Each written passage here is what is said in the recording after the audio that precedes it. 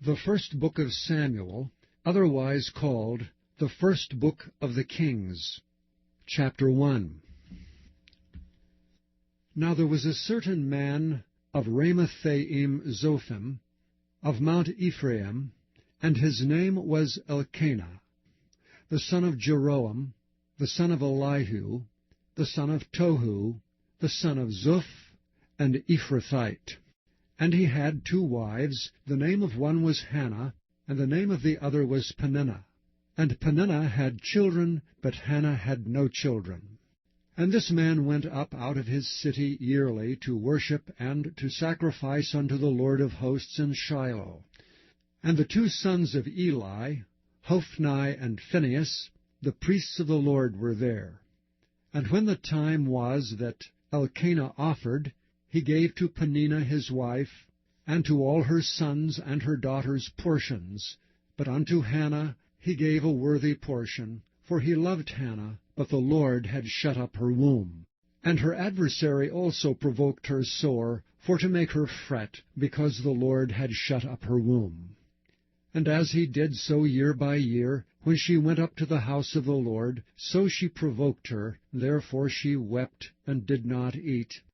Then said Elkanah her husband to her, Hannah, why weepest thou? And why eatest thou not? And why is thy heart grieved? Am not I better to thee than 10 sons? So Hannah rose up after they had eaten in Shiloh, and after they had drunk. Now Eli the priest sat upon a seat by a post of the temple of the Lord.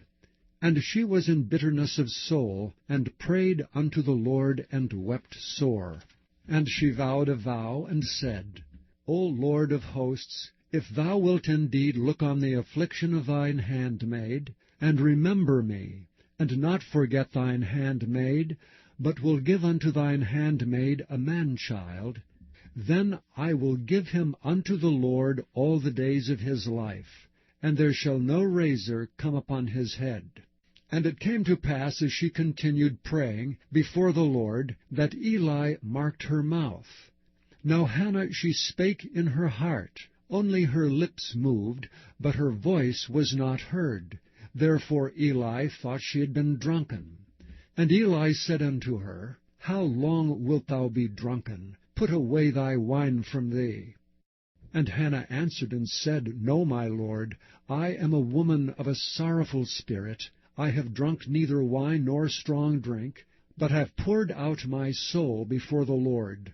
Count not thine handmaid for a daughter of Belial, for out of the abundance of my complaint and grief have I spoken hitherto.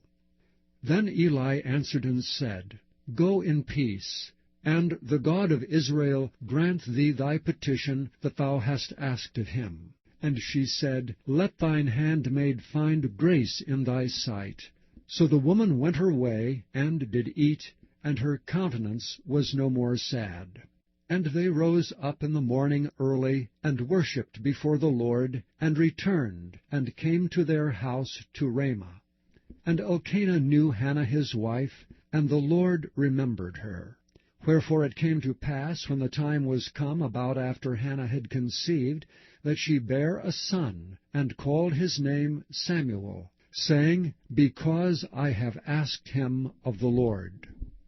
And the man Elkanah and all his house went up to offer unto the Lord the yearly sacrifice and his vow.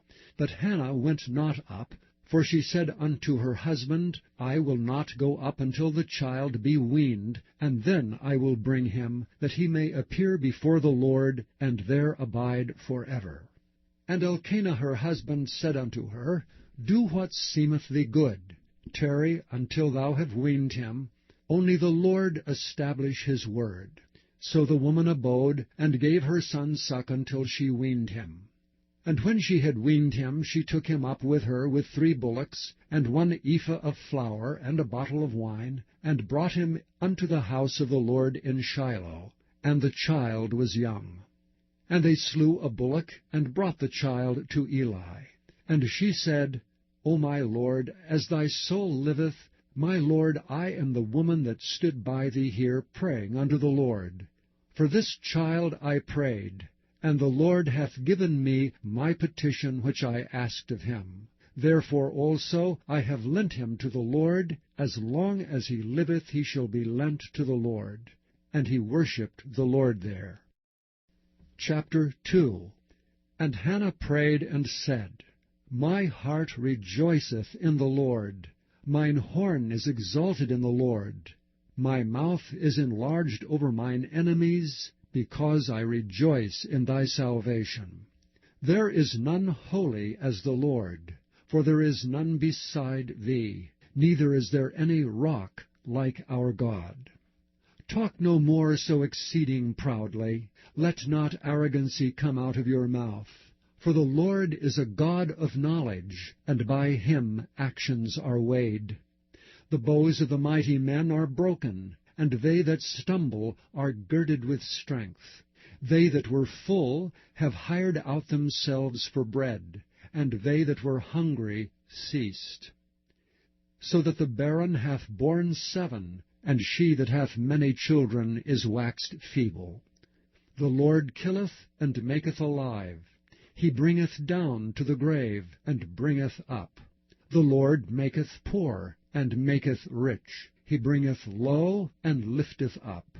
He raiseth up the poor out of the dust, and lifteth up the beggar from the dunghill, to set them among princes, and to make them inherit the throne of glory.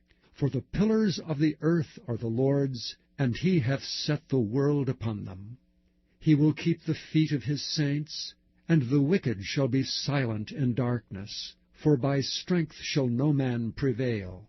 The adversaries of the Lord shall be broken to pieces. Out of heaven shall he thunder upon them. The Lord shall judge the ends of the earth. And he shall give strength unto his king, and exalt the horn of his anointed. And Elkanah went to Ramah to his house, and the child did minister unto the Lord before Eli the priest. Now the sons of Eli were sons of Belial. They knew not the Lord. And the priest's custom with the people was, that when any man offered sacrifice, the priest's servant came while the flesh was in seething, with a flesh hook of 3 teeth in his hand, and he struck it into the pan, or kettle, or cauldron, or pot. All that the flesh hook brought up the priest took for himself. So they did in Shiloh unto all the Israelites that came thither. Also before they burnt the fat, the priest's servant came, and said to the man that sacrificed, Give flesh to roast for the priest, for he will not have sodden flesh of thee, but raw. And if any man said unto him, Let them not fail to burn the fat presently, and then take as much as thy soul desireth, then he would answer him, Nay, but thou shalt give it me now, and if not, I will take it by force. Wherefore the sin of the young men was very great before the Lord, for men abhorred the offering of the Lord. But Samuel ministered before the Lord, being a child, girded with a linen ephod. Moreover his mother made him a little coat, and brought it to him from year to year, when she came up with her husband to offer the yearly sacrifice. And Eli blessed Elkanah and his wife, and said, The Lord give thee seed of this woman for the loan, which is lent to the Lord. And they went unto their own home. And the Lord visited Hannah, so that she conceived and bare 3 sons and 2 daughters. And the child Samuel grew before the Lord.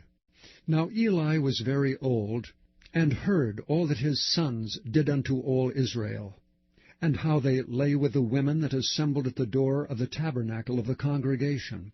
And he said unto them, Why do ye such things? For I hear of your evil dealings by all this people. Nay, my sons, for it is no good report that I hear. Ye make the Lord's people to transgress. If one man sin against another, the judge shall judge him. But if a man sin against the Lord, who shall entreat for him? Notwithstanding they hearkened not unto the voice of their father, because the Lord would slay them. And the child Samuel grew on, and was in favor both with the Lord and also with men. And there came a man of God unto Eli, and said unto him, Thus saith the Lord, Did I plainly appear unto the house of thy father when they were in Egypt in Pharaoh's house? And did I choose him out of all the tribes of Israel to be my priest, to offer upon mine altar, to burn incense, to wear an ephod before me? And did I give unto the house of thy father all the offerings made by fire of the children of Israel? Wherefore kick ye at my sacrifice and at mine offering, which I have commanded in my habitation, and honourest thy sons above me, to make yourselves fat with the chiefest of all the offerings of Israel my people? Wherefore the Lord God of Israel saith, I said indeed that thy house and the house of thy father should walk before me for ever. But now the Lord saith, Be it far from me, for them that honour me I will honour, and they that despise me shall be lightly esteemed. Behold, the days come, that I will cut off thine arm, and the arm of thy father's house, that there shall not be an old man in thine house. And thou shalt see an enemy in my habitation, and all the wealth which God shall give Israel, and there shall not be an old man in thine house for ever. And the man of thine, whom I shall not cut off from mine altar, shall be to consume thine eyes, and to grieve thine heart, and all the increase of thine house shall die in the flower of their age. And this shall be a sign unto thee, that shall come upon thy two sons, on Hophni and Phinehas. In one day they shall die both of them. And I will raise me up a faithful priest, that shall do according to that which is in mine heart and in my mind, and I will build him a sure house, and he shall walk before mine anointed forever. And it shall come to pass, that every one that is left in thine house shall come and crouch to him for a piece of silver and a morsel of bread, and shall say, Put me, I pray thee, into one of the priest's offices, that I may eat a piece of bread. Chapter 3. And the child Samuel ministered unto the Lord before Eli. And the word of the Lord was precious in those days. There was no open vision. And it came to pass at that time, when Eli was laid down in his place, and his eyes began to wax dim, that he could not see, and ere the lamp of God went out in the temple of the Lord, where the ark of God was, and Samuel was laid down to sleep, that the Lord called Samuel. And he answered, Here am I. And he ran unto Eli, and said, Here am I, for thou calledst me. And he said, I called not, lie down again. And he went and lay down. And the Lord called yet again, Samuel. And Samuel arose and went to Eli, and said, Here am I, for thou didst call me. And he answered, I called not, my son, lie down again. Now Samuel did not yet know the Lord, neither was the word of the Lord yet revealed unto him. And the Lord called Samuel again the third time. And he arose and went to Eli, and said, Here am I, for thou didst call me. And Eli perceived that the Lord had called the child. Therefore Eli said unto Samuel, Go, lie down, and it shall be, if he call thee, that thou shalt say, Speak, Lord, for thy servant heareth. So Samuel went and lay down in his place. And the Lord came, and stood, and called as at other times, Samuel, Samuel. Then Samuel answered, Speak, for thy servant heareth.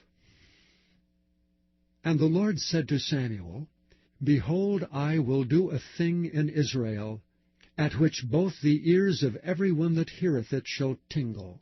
In that day I will perform against Eli all things which I have spoken concerning his house. When I begin, I will also make an end. For I have told him that I will judge his house forever for the iniquity which he knoweth, because his sons made themselves vile, and he restrained them not. And therefore I have sworn unto the house of Eli, that the iniquity of Eli's house shall not be purged with sacrifice nor offering forever. And Samuel lay until the morning, and opened the doors of the house of the Lord. And Samuel feared to show Eli the vision. Then Eli called Samuel, and said, Samuel, my son. And he answered, Here am I. And he said, What is the thing that the Lord hath said unto thee? I pray thee, hide it not from me. God do so to thee, and more also, if thou hide anything from me of all the things that he said unto thee. And Samuel told him every whit, and hid nothing from him. And he said, It is the Lord. Let him do what seemeth him good. And Samuel grew, and the Lord was with him, and did let none of his words fall to the ground. And all Israel from Dan even to Beersheba knew that Samuel was established to be a prophet of the Lord. And the Lord appeared again in Shiloh, for the Lord revealed himself to Samuel in Shiloh by the word of the Lord. Chapter 4. And the word of Samuel came to all Israel. Now Israel went out against the Philistines to battle, and pitched beside Ebenezer, and the Philistines pitched in Aphek. And the Philistines put themselves in array against Israel. And when they joined battle, Israel was smitten before the Philistines, and they slew of the army in the field about 4,000 men. And when the people were come into the camp, the elders of Israel said, Wherefore hath the Lord smitten us today before the Philistines? Let us fetch the ark of the covenant of the Lord out of Shiloh unto us, that when it cometh among us, it may save us out of the hand of our enemies. So the people sent to Shiloh, that they might bring from thence the ark of the covenant of the Lord of hosts, which dwelleth between the cherubims. And the two sons of Eli, Hophni and Phinehas, were there with the ark of the covenant of God. And when the ark of the covenant of the Lord came into the camp, all Israel shouted with a great shout, so that the earth rang again. And when the Philistines heard the noise of the shout, they said, What meaneth the noise of this great shout in the camp of the Hebrews? And they understood that the ark of the Lord was come into the camp. And the Philistines were afraid, for they said, God is come into the camp. And they said, Woe unto us! For there hath not been such a thing heretofore. Woe unto us! Who shall deliver us out of the hand of these mighty gods? These are the gods that smote the Egyptians with all the plagues in the wilderness. Be strong, and quit yourselves like men, O ye Philistines, that ye be not servants unto the Hebrews, as they have been to you. Quit yourselves like men, and fight. And the Philistines fought, and Israel was smitten, and they fled every man into his tent. And there was a very great slaughter, for there fell of Israel 30,000 footmen. And the ark of God was taken, and the two sons of Eli, Hophni and Phinehas, were slain. And there ran a man of Benjamin out of the army, and came to Shiloh the same day, with his clothes rent, and with earth upon his head. And when he came, lo, Eli sat upon a seat by the wayside, watching, for his heart trembled for the ark of God. And when the man came into the city, and told it, all the city cried out. And when Eli heard the noise of the crying, he said, What meaneth the noise of this tumult? And the man came in hastily, and told Eli. Now Eli was 98 years old, and his eyes were dim that he could not see. And the man said unto Eli, I am he that came out of the army, and I fled today out of the army. And he said, What is there done, my son? And the messenger answered and said, Israel is fled before the Philistines, and there hath been also a great slaughter among the people, and thy two sons also, Hophni and Phinehas, are dead, and the ark of God is taken. And it came to pass, when he made mention of the ark of God, that he fell from off the seat backward by the side of the gate, and his neck brake, and he died. For he was an old man, and heavy, and he had judged Israel 40 years. And his daughter-in-law, Phinehas' wife, was with child, near to be delivered. And when she heard the tidings that the ark of God was taken, and that her father-in-law and her husband were dead, she bowed herself and travailed, for her pains came upon her. And about the time of her death, the women that stood by her said unto her, Fear not, for thou hast borne a son. But she answered not, neither did she regard it. And she named the child Ichabod, saying, The glory is departed from Israel, because the ark of God was taken, and because of her father-in-law and her husband. And she said, The glory is departed from Israel, for the ark of God is taken. Chapter 5. And the Philistines took the ark of God, and brought it from Ebenezer unto Ashdod. When the Philistines took the ark of God, they brought it into the house of Dagon, and set it by Dagon. And when they of Ashdod arose early on the morrow, behold, Dagon was fallen upon his face to the earth before the ark of the Lord. And they took Dagon, and set him in his place again. And when they arose early on the morrow morning, behold, Dagon was fallen upon his face to the ground before the ark of the Lord, and the head of Dagon and both the palms of his hands were cut off upon the threshold. Only the stump of Dagon was left to him. Therefore neither the priests of Dagon, nor any that came into Dagon's house, tread on the threshold of Dagon in Ashdod unto this day. But the hand of the Lord was heavy upon them of Ashdod, and he destroyed them, and smote them with emerods, even Ashdod and the coasts thereof. And when the men of Ashdod saw that it was so, they said, The ark of the God of Israel shall not abide with us, for his hand is sore upon us, and upon Dagon our God. They sent therefore and gathered all the lords of the Philistines unto them, and said, What shall we do with the ark of the God of Israel? And they answered, Let the ark of the God of Israel be carried about unto Gath. And they carried the ark of the God of Israel about thither. And it was so, that after they had carried it about, the hand of the Lord was against the city with a very great destruction. And he smote the men of the city, both small and great, and they had emerods in their secret parts. Therefore they sent the ark of God to Ekron. And it came to pass, as the ark of God came to Ekron, that the Ekronites cried out, saying, They have brought about the ark of the God of Israel to us to slay us and our people. So they sent and gathered together all the lords of the Philistines, and said, Send away the ark of the God of Israel, and let it go again to his own place, that it slay us not and our people. For there was a deadly destruction throughout all the city. The hand of God was very heavy there. And the men that died not were smitten with the emerods, and the cry of the city went up to heaven. Chapter 6. And the ark of the Lord was in the country of the Philistines 7 months. And the Philistines called for the priests and the diviners, saying, What shall we do to the ark of the Lord? Tell us wherewith we shall send it to his place. And they said, If ye send away the ark of the God of Israel, send it not empty, but in any wise return him a trespass offering. Then ye shall be healed, and it shall be known to you why his hand is not removed from you.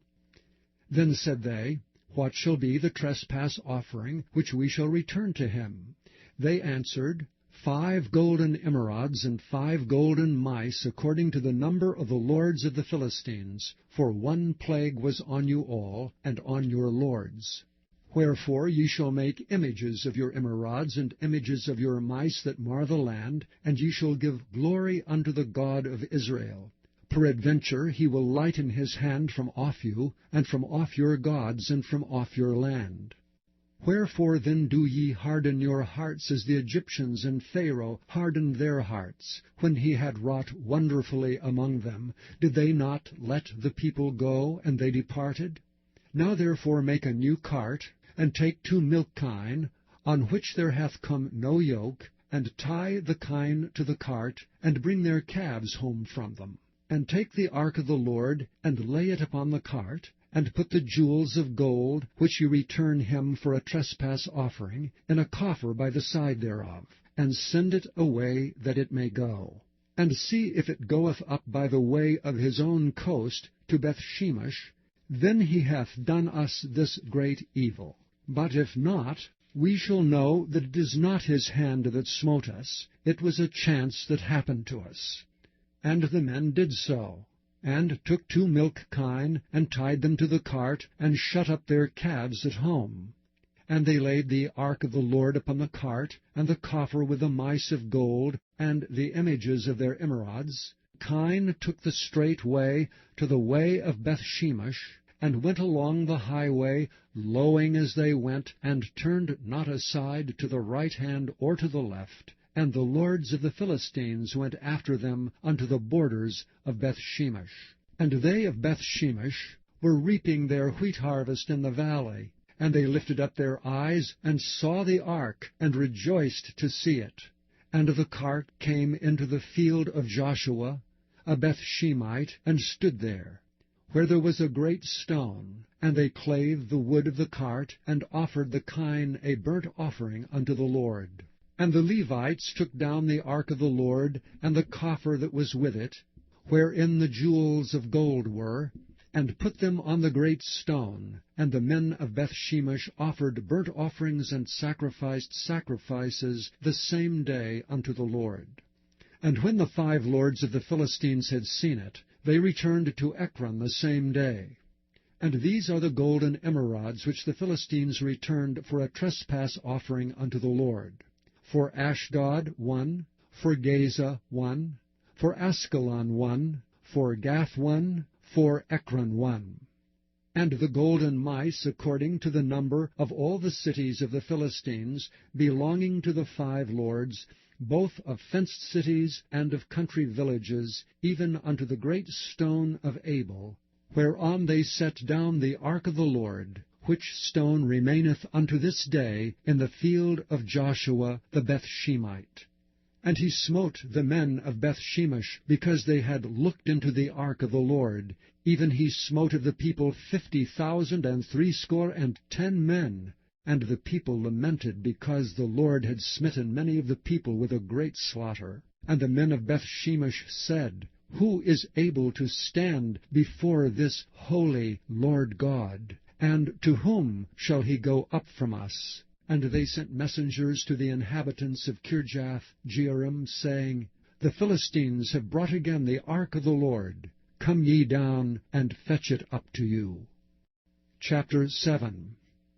And the men of Kirjath-jearim came, and fetched up the ark of the Lord, and brought it into the house of Amminadab in the hill, and sanctified Eleazar his son to keep the ark of the Lord. And it came to pass, while the ark abode in Kirjath-jearim, that the time was long, for it was 20 years, and all the house of Israel lamented after the Lord. And Samuel spake unto all the house of Israel, saying, If ye do return unto the Lord with all your hearts, then put away the strange gods, and Ashtaroth from among you, and prepare your hearts unto the Lord, and serve him only, and he will deliver you out of the hand of the Philistines. Then the children of Israel did put away Baalim and Ashtaroth, and served the Lord only. And Samuel said, Gather all Israel to Mizpah, and I will pray for you unto the Lord. And they gathered together to Mizpah, and drew water, and poured it out before the Lord, and fasted on that day, and said there, We have sinned against the Lord. And Samuel judged the children of Israel in Mizpah.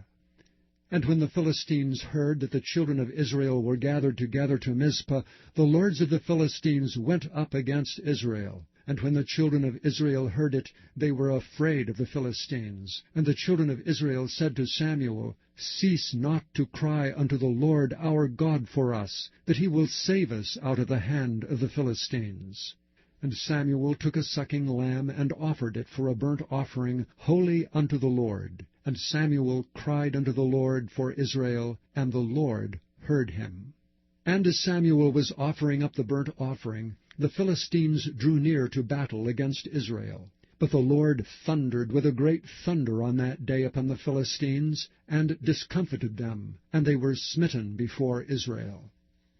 And the men of Israel went out of Mizpah, and pursued the Philistines, and smote them, until they came under Bethkar.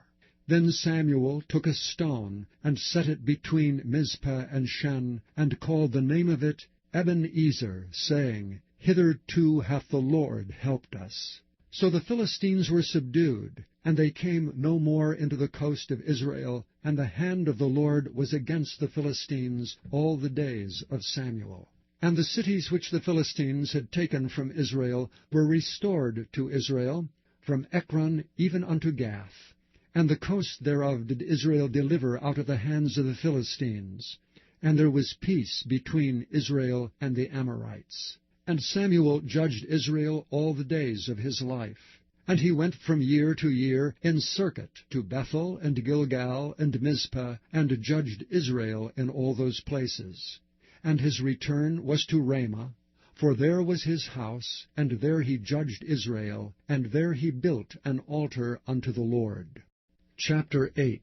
And it came to pass, when Samuel was old, that he made his sons judges over Israel. Now the name of his firstborn was Joel, and the name of his second Abiah. They were judges in Beersheba. And his sons walked not in his ways, but turned aside after lucre, and took bribes, and perverted judgment. Then all the elders of Israel gathered themselves together, and came to Samuel unto Ramah, and said unto him, Behold, thou art old, and thy sons walk not in thy ways. Now make us a king to judge over us like all the nations. But the thing displeased Samuel when they said, Give us a king to judge us. And Samuel prayed unto the Lord. And the Lord said unto Samuel, Hearken unto the voice of the people in all that they say unto thee, for they have not rejected thee, but they have rejected me, that I should not reign over them. According to all the works which they have done since the day that I brought them up out of Egypt, even unto this day, wherewith they have forsaken me, and served other gods, so do they also unto thee. Now therefore hearken unto their voice. Howbeit, yet protest solemnly unto them, and show them the manner of the king that shall reign over them. And Samuel told all the words of the Lord unto the people that asked of him a king. And he said, This will be the manner of the king that shall reign over you. He will take your sons, and appoint them for himself for his chariots, and to be his horsemen, and some shall run before his chariots. And he will appoint him captains over thousands, and captains over 50s, and will set them to ear his ground, and to reap his harvest, and to make his instruments of war, and instruments of his chariots. And he will take your daughters to be confectionaries, and to be cooks, and to be bakers. And he will take your fields, and your vineyards, and your oliveyards, even the best of them, and give them to his servants. And he will take the 10th of your seed, and of your vineyards, and give to his officers, and to his servants. And he will take your menservants, and your maidservants, and your goodliest young men, and your asses, and put them to his work. He will take the 10th of your sheep, and ye shall be his servants. And ye shall cry out in that day because of your king, which ye shall have chosen you. And the Lord will not hear you in that day. Nevertheless the people refused to obey the voice of Samuel. And they said, Nay, but we will have a king over us, that we also may be like all the nations, and that our king may judge us, and go out before us, and fight our battles. And Samuel heard all the words of the people, and he rehearsed them in the ears of the Lord. And the Lord said to Samuel, Hearken unto their voice, and make them a king. And Samuel said unto the men of Israel, Go ye every man unto his city. Chapter 9.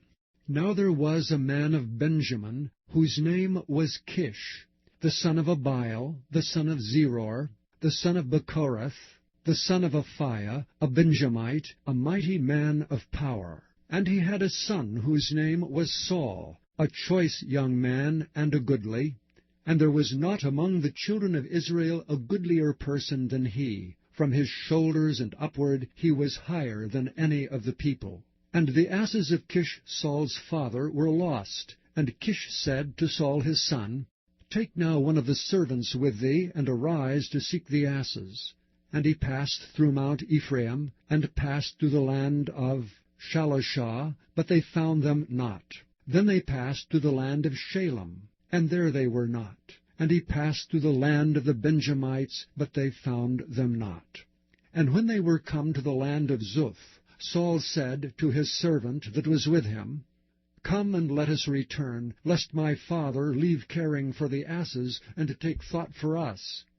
And he said unto him, Behold now, there is in this city a man of God, and he is an honorable man, and all that he saith cometh surely to pass. Now let us go thither, peradventure he can show us our way that we should go.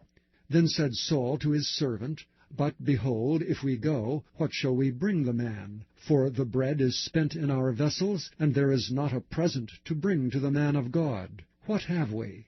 And the servant answered Saul again, and said, Behold, I have here at hand the 4th part of a shekel of silver, that will I give to the man of God to tell us our way.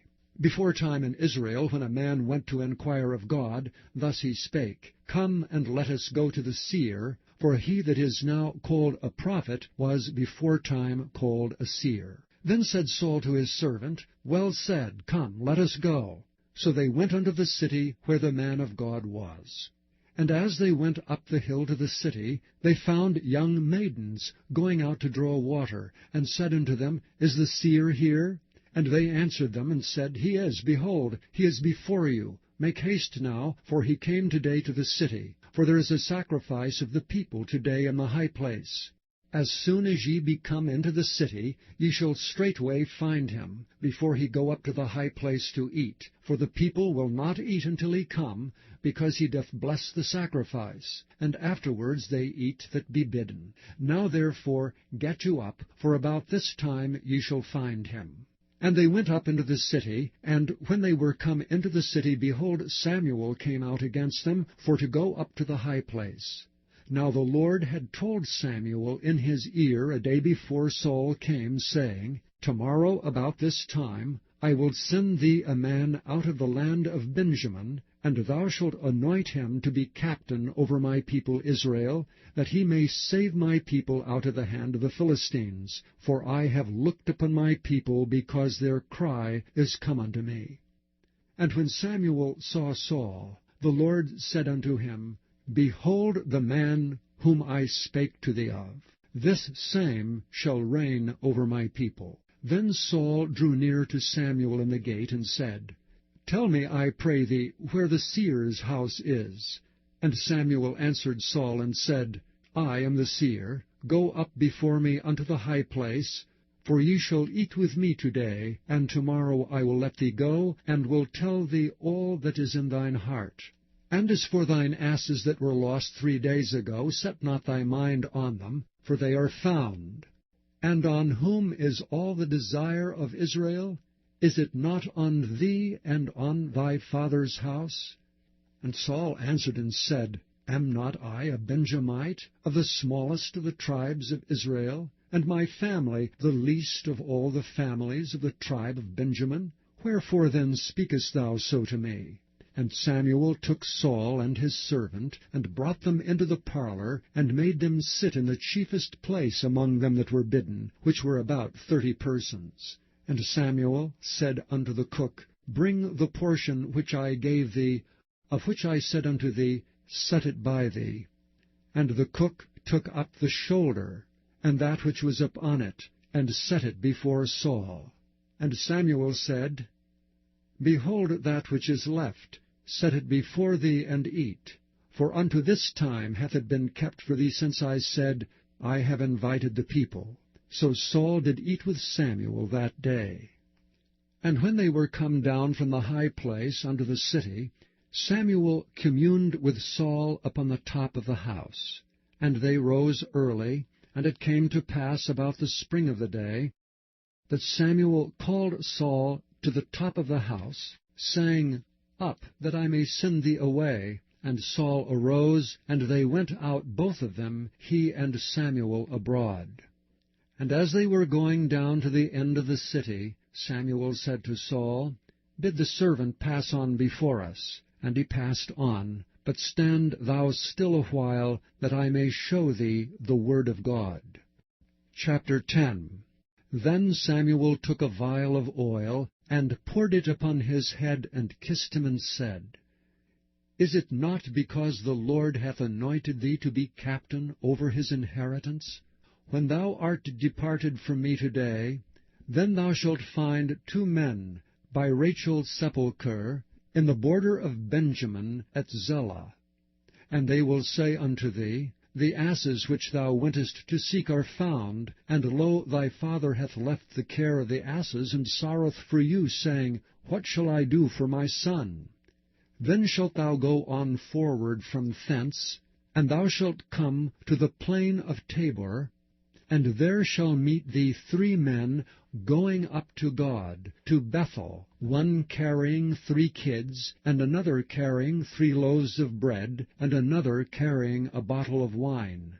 And they will salute thee, and give thee 2 loaves of bread, which thou shalt receive of their hands. After that thou shalt come to the hill of God, where is the garrison of the Philistines. And it shall come to pass, when thou art come thither to the city, that thou shalt meet a company of prophets coming down from the high place, with a psaltery, and a tabret, and a pipe, and a harp before them, and they shall prophesy. And the Spirit of God will come upon thee. And thou shalt prophesy with them, and thou shalt be turned into another man. And let it be, when these signs are come unto thee, that thou do as occasion serve thee, for God is with thee. And thou shalt go down before me to Gilgal, and behold, I will come down unto thee to offer burnt offerings, and to sacrifice sacrifices of peace offerings. 7 days shalt thou tarry, till I come to thee, and show thee what thou shalt do. And it was so, that when he had turned his back to go from Samuel, God gave him another heart. And all those signs came to pass that day. And when they came thither to the hill, behold, a company of prophets met him. And the Spirit of God came upon him, and he prophesied among them. And it came to pass, when all that knew him beforetime saw that, behold, he prophesied among the prophets, then the people said one to another, What is this that is come unto the son of Kish? Is Saul also among the prophets? And one of the same place answered and said, But who is their father? Therefore it became a proverb, Is Saul also among the prophets? And when he had made an end of prophesying, he came to the high place. And Saul's uncle said unto him and to his servant, Whither went ye? And he said, To seek the asses, and when we saw that they were nowhere, we came to Samuel. And Saul's uncle said, Tell me, I pray thee, what Samuel said unto you. And Saul said unto his uncle, He told us plainly that the asses were found, but of the matter of the kingdom whereof Samuel spake, he told him not. And Samuel called the people together unto the Lord to Mizpah, and said unto the children of Israel, Thus saith the Lord God of Israel, I brought up Israel out of Egypt, and delivered you out of the hand of the Egyptians, and out of the hand of all kingdoms, and of them that oppressed you. And ye have this day rejected your God, who himself saved you out of all your adversities and your tribulations. And ye have said unto him, Nay, but set a king over us. Now therefore present yourselves before the Lord by your tribes and by your thousands. And when Samuel had caused all the tribes of Israel to come near, the tribe of Benjamin was taken. When he had caused the tribe of Benjamin to come near by their families, the tribe of Matri was taken, and Saul the son of Kish was taken. And when they sought him, he could not be found. Therefore they inquired of the Lord further, if the man should yet come thither. And the Lord answered, Behold, he hath hid himself among the stuff. And they ran and fetched him thence. And when he stood among the people, he was higher than any of the people from his shoulders and upward. And Samuel said to all the people, See ye him whom the Lord hath chosen, that there is none like him among all the people? And all the people shouted and said, God save the king. Then Samuel told the people the manner of the kingdom, and wrote it in a book, and laid it up before the Lord. And Samuel sent all the people away, every man to his house. And Saul also went home to Gibeah, and there went with him a band of men whose hearts God had touched. But the children of Belial said, How shall this man save us? And they despised him, and brought him no presents, but he held his peace. Chapter 11. Then Nahash the Ammonite came up and encamped against Jabesh-Gilead. And all the men of Jabesh said unto Nahash, Make a covenant with us, and we will serve thee. And Nahash the Ammonite answered them, On this condition will I make a covenant with you, that I may thrust out all your right eyes, and lay it for a reproach upon all Israel. And the elders of Jabesh said unto him, Give us 7 days' respite, that we may send messengers unto all the coasts of Israel, and then, if there be none man to save us, we will come out to thee. Then came the messengers to Gibeah of Saul, and told the tidings in the ears of the people, and all the people lifted up their voices and wept. And behold, Saul came after the herd out of the field, and Saul said, What aileth the people that they weep? And they told him the tidings of the men of Jabesh. And the Spirit of God came upon Saul when he heard those tidings, and his anger was kindled greatly. And he took a yoke of oxen, and hewed them in pieces, and sent them throughout all the coasts of Israel by the hands of messengers, saying, Whosoever cometh not forth after Saul and after Samuel, so shall it be done unto his oxen. And the fear of the Lord fell on the people, and they came out with one consent. And when he numbered them in Bezek, the children of Israel were 300,000, and the men of Judah 30,000.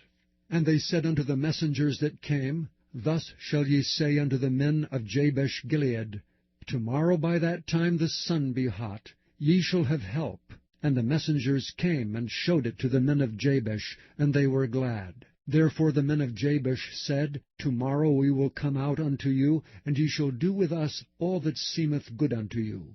And it was so on the morrow, that Saul put the people in 3 companies. And they came into the midst of the host in the morning watch, and slew the Ammonites until the heat of the day. And it came to pass that they which remained were scattered, so that 2 of them were not left together. And the people said unto Samuel, Who is he that said, Shall Saul reign over us? Bring the men, that we may put them to death. And Saul said, There shall not a man be put to death this day, for today the Lord hath wrought salvation in Israel. Then said Samuel to the people, Come, and let us go to Gilgal, and renew the kingdom there. And all the people went to Gilgal. And there they made Saul king before the Lord in Gilgal, and there they sacrificed sacrifices of peace offerings before the Lord. And there Saul and all the men of Israel rejoiced greatly. Chapter 12. And Samuel said unto all Israel, Behold, I have hearkened unto your voice in all that ye said unto me, and have made a king over you. And now, behold, the king walketh before you, and I am old and grey-headed, and behold, my sons are with you, and I have walked before you from my childhood unto this day. Behold, here I am, witness against me before the Lord and before his anointed. Whose ox have I taken? Or whose ass have I taken? Or whom have I defrauded? Whom have I oppressed? Or of whose hand have I received any bribe to blind mine eyes therewith? And I will restore it you. And they said, Thou hast not defrauded us, nor oppressed us, neither hast thou taken aught of any man's hand. And he said unto them, The Lord is witness against you, and his anointed is witness this day, that ye have not found aught in my hand. And they answered, He is witness. And Samuel said unto the people, It is the Lord that advanced Moses and Aaron, and that brought your fathers up out of the land of Egypt. Now therefore stand still, that I may reason with you before the Lord of all the righteous acts of the Lord which he did to you and to your fathers. When Jacob was come into Egypt, and your fathers cried unto the Lord, then the Lord sent Moses and Aaron, which brought forth your fathers out of Egypt, and made them dwell in this place. And when they forgat the Lord their God, he sold them into the hand of Sisera, captain of the host of Hazor, and into the hand of the Philistines, and into the hand of the king of Moab, and they fought against them. And they cried unto the Lord, and said, We have sinned, because we have forsaken the Lord, and have served Baalim and Ashtaroth. But now deliver us out of the hand of our enemies, and we will serve thee. And the Lord sent Jerubbabel, and Bedin, and Jephthah, and Samuel, and delivered you out of the hand of your enemies, on every side, and ye dwelled safe. And when ye saw that Nahash, the king of the children of Ammon, came against you, ye said unto me, Nay, but a king shall reign over us, when the Lord your God was your king. Now therefore behold the king whom ye have chosen, and whom ye have desired, and behold, the Lord hath set a king over you. If ye will fear the Lord, and serve him, and obey his voice, and not rebel against the commandment of the Lord, then shall both ye and also the king that reigneth over you continue, following the Lord your God. But if ye will not obey the voice of the Lord, but rebel against the commandment of the Lord, then shall the hand of the Lord be against you, as it was against your fathers. Now therefore stand and see this great thing which the Lord will do before your eyes. Is it not wheat harvest today? I will call unto the Lord, and he shall send thunder and rain, that ye may perceive and see that your wickedness is great, which ye have done in the sight of the Lord in asking you a king. So Samuel called unto the Lord, and the Lord sent thunder and rain that day, and all the people greatly feared the Lord and Samuel.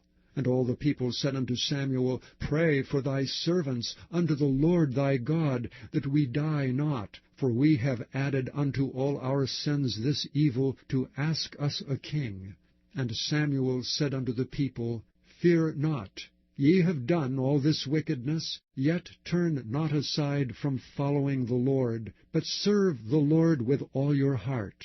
And turn ye not aside, for then should ye go after vain things, which cannot profit nor deliver, for they are vain. For the Lord will not forsake his people for his great name's sake, because it hath pleased the Lord to make you his people. Moreover, as for me, God forbid that I should sin against the Lord in ceasing to pray for you. But I will teach you the good and the right way.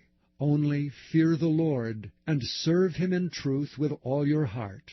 For consider how great things he hath done for you. But if ye shall still do wickedly, ye shall be consumed, both ye and your king. Chapter 13. Saul reigned 1 year, and when he had reigned 2 years over Israel, Saul chose him 3,000 men of Israel, whereof 2,000 were with Saul in Michmash and in Mount Bethel, and 1,000 were with Jonathan in Gibeah of Benjamin. And the rest of the people he sent every man to his tent. And Jonathan smote the garrison of the Philistines that was in Geba, and the Philistines heard of it.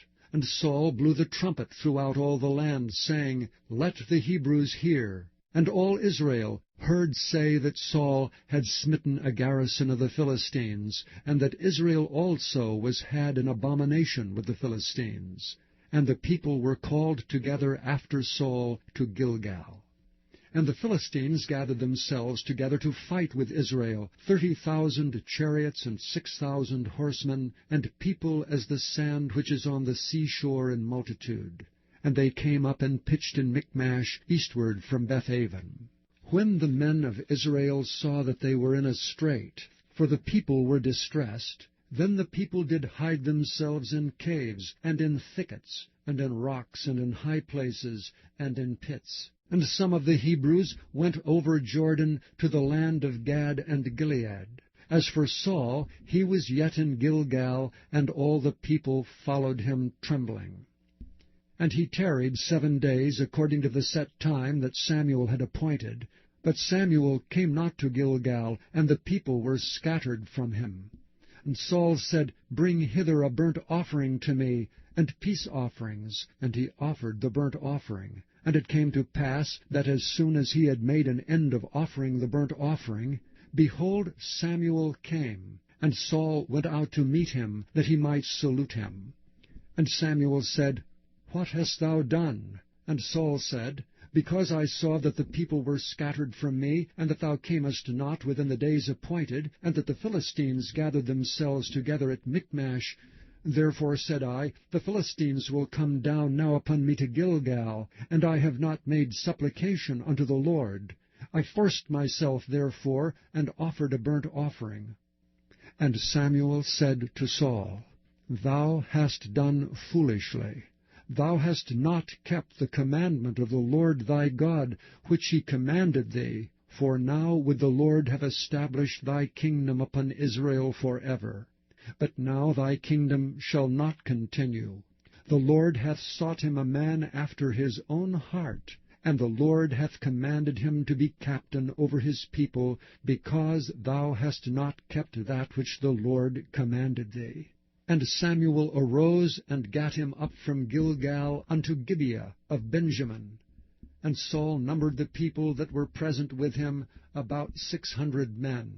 And Saul and Jonathan his son, and the people that were present with him, abode in Gibeah of Benjamin. But the Philistines encamped in Michmash. And the spoilers came out of the camp of the Philistines in 3 companies. 1 company turned unto the way that leadeth to Ophrah, unto the land of Shual. And another company turned the way to Beth-horon. And another company turned to the way of the border that looketh to the valley of Zeboim, toward the wilderness. Now there was no smith found throughout all the land of Israel. For the Philistines said, Lest the Hebrews make them swords or spears. But all the Israelites went down to the Philistines to sharpen every man his share, and his coulter, and his axe, and his mattock.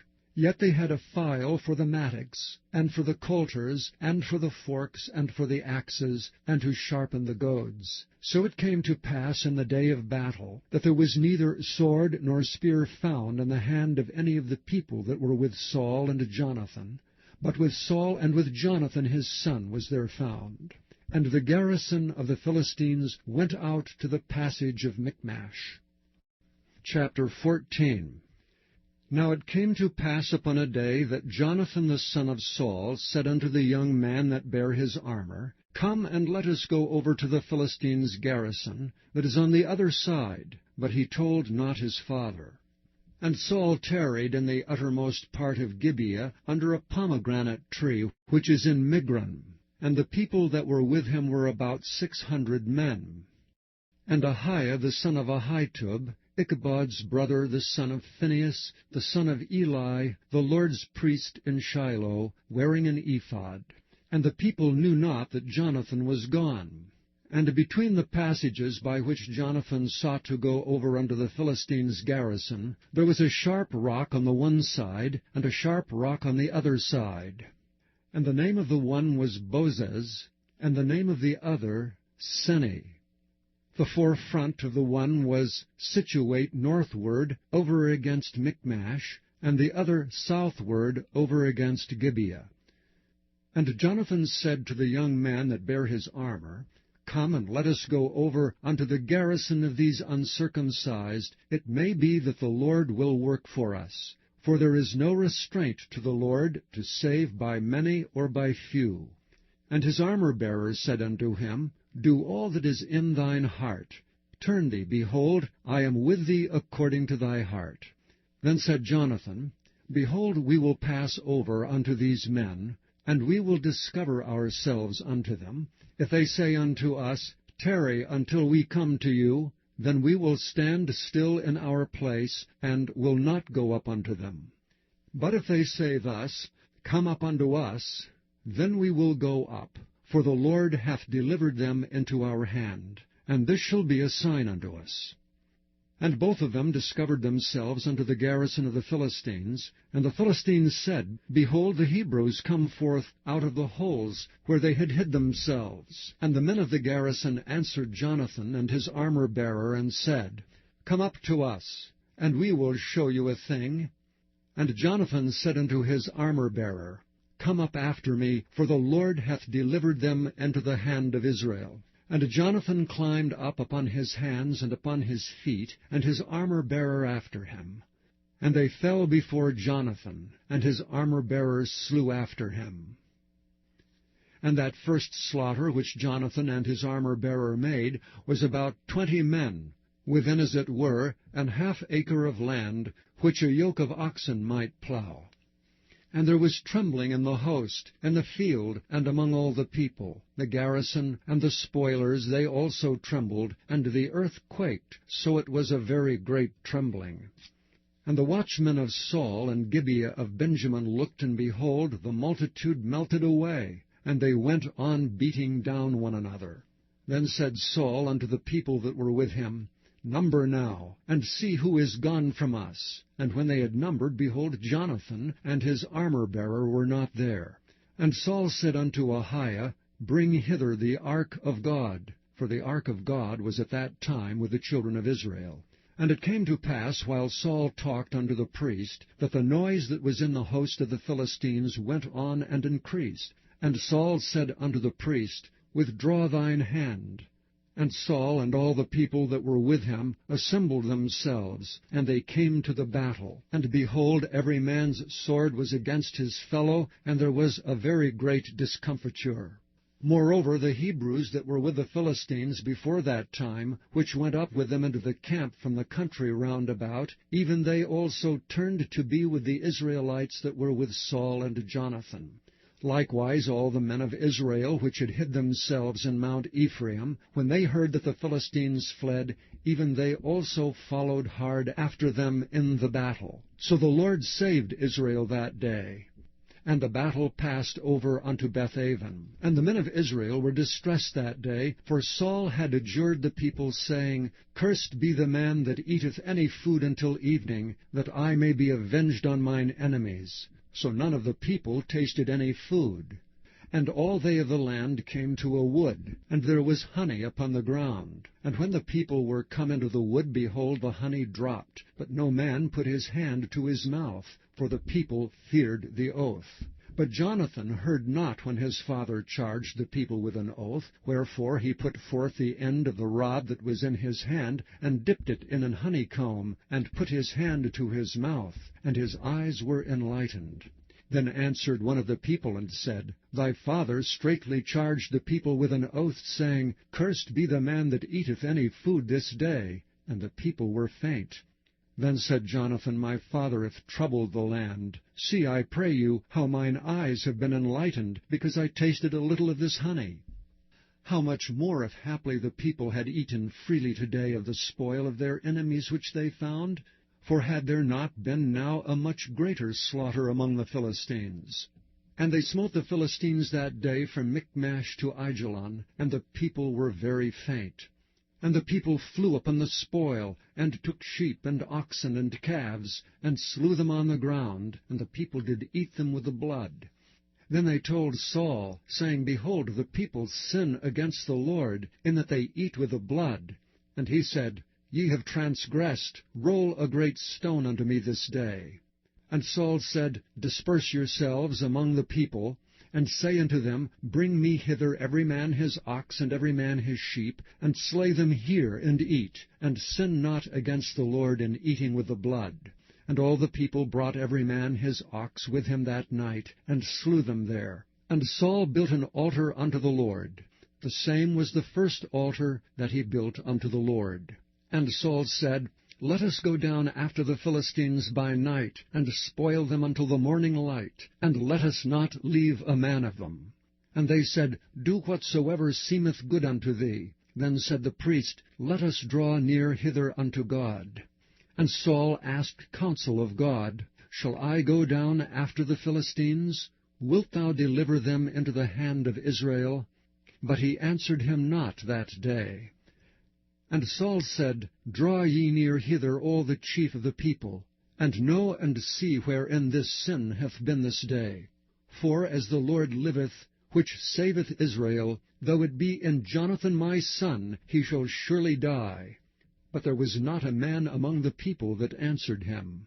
Then said he unto all Israel, Be ye on one side, and I and Jonathan my son will be on the other side. And the people said unto Saul, Do what seemeth good unto thee. Therefore Saul said unto the Lord God of Israel, Give a perfect lot. And Saul and Jonathan were taken, but the people escaped. And Saul said, Cast lots between me and Jonathan my son. And Jonathan was taken.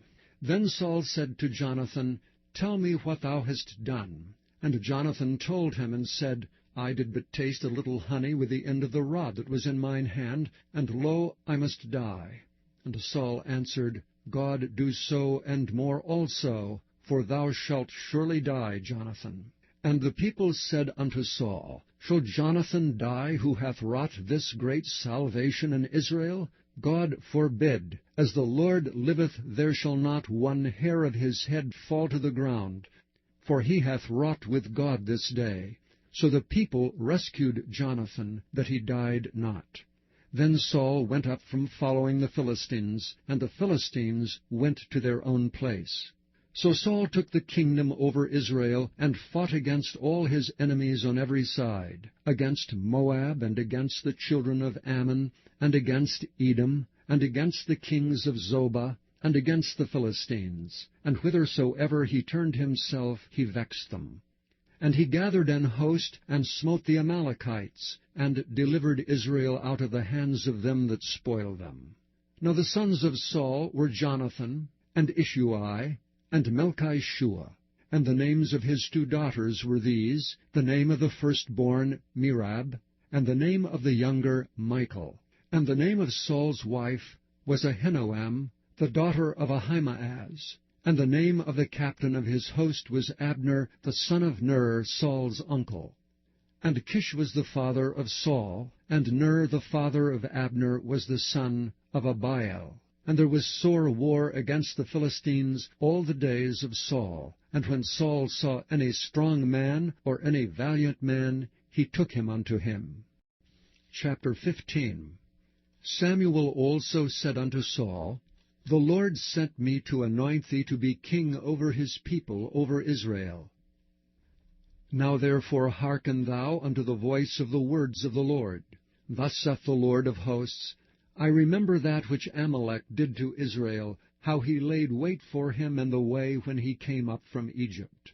Now go and smite Amalek, and utterly destroy all that they have, and spare them not, but slay both man and woman, infant and suckling, ox and sheep, camel and ass.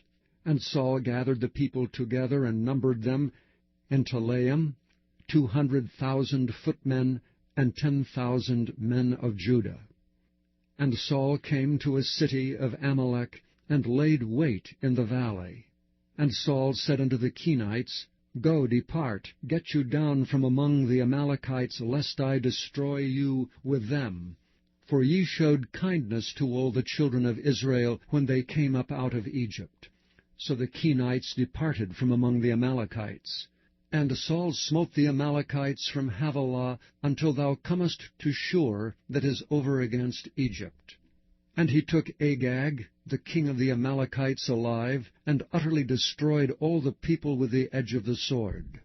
But Saul and the people spared Agag, and the best of the sheep, and of the oxen, and of the fatlings, and the lambs, and all that was good, and would not utterly destroy them. But everything that was vile and refuse, that they destroyed utterly. Then came the word of the Lord unto Samuel, saying, It repenteth me that I have set up Saul to be king, for he is turned back from following me, and hath not performed my commandments. And it grieved Samuel, and he cried unto the Lord all night. And when Samuel rose early to meet Saul in the morning, it was told Samuel, saying, Saul came to Carmel, and behold, he set him up a place, and is gone about, and passed on, and gone down to Gilgal. And Samuel came to Saul, And Saul said unto him, Blessed be thou of the Lord, I have performed the commandment of the Lord. And Samuel said, What meaneth then this bleating of the sheep in mine ears, and the lowing of the oxen which I hear? And Saul said, They have brought them from the Amalekites, for the people spared the best of the sheep and the oxen to sacrifice unto the Lord thy God, and the rest we have utterly destroyed. Then Samuel said unto Saul, Stay, and I will tell thee what the Lord hath said to me this night. And he said unto him, Say on. And Samuel said, When thou wast little in thine own sight, wast thou not made the head of the tribes of Israel, and the Lord anointed thee king over Israel? And the Lord sent thee on a journey, and said, Go and utterly destroy the sinners, the Amalekites, and fight against them until they be consumed. Wherefore then didst thou not obey the voice of the Lord, but didst fly upon the spoil, and didst bring evil in the sight of the Lord? And Saul said unto Samuel, Yea, I have obeyed the voice of the Lord, and have gone the way which the Lord sent me, and have brought Agag the king of Amalek, and have utterly destroyed the Amalekites. But the people took of the spoil, sheep and oxen, the chief of the things which should have been utterly destroyed, to sacrifice unto the Lord thy God in Gilgal. And Samuel said, Hath the Lord as great delight in burnt offerings and sacrifices as in obeying the voice of the Lord? Behold, to obey is better than sacrifice, and to hearken than the fat of rams. For rebellion is as the sin of witchcraft, and stubbornness is as iniquity and idolatry. Because thou hast rejected the word of the Lord, he hath also rejected thee from being king.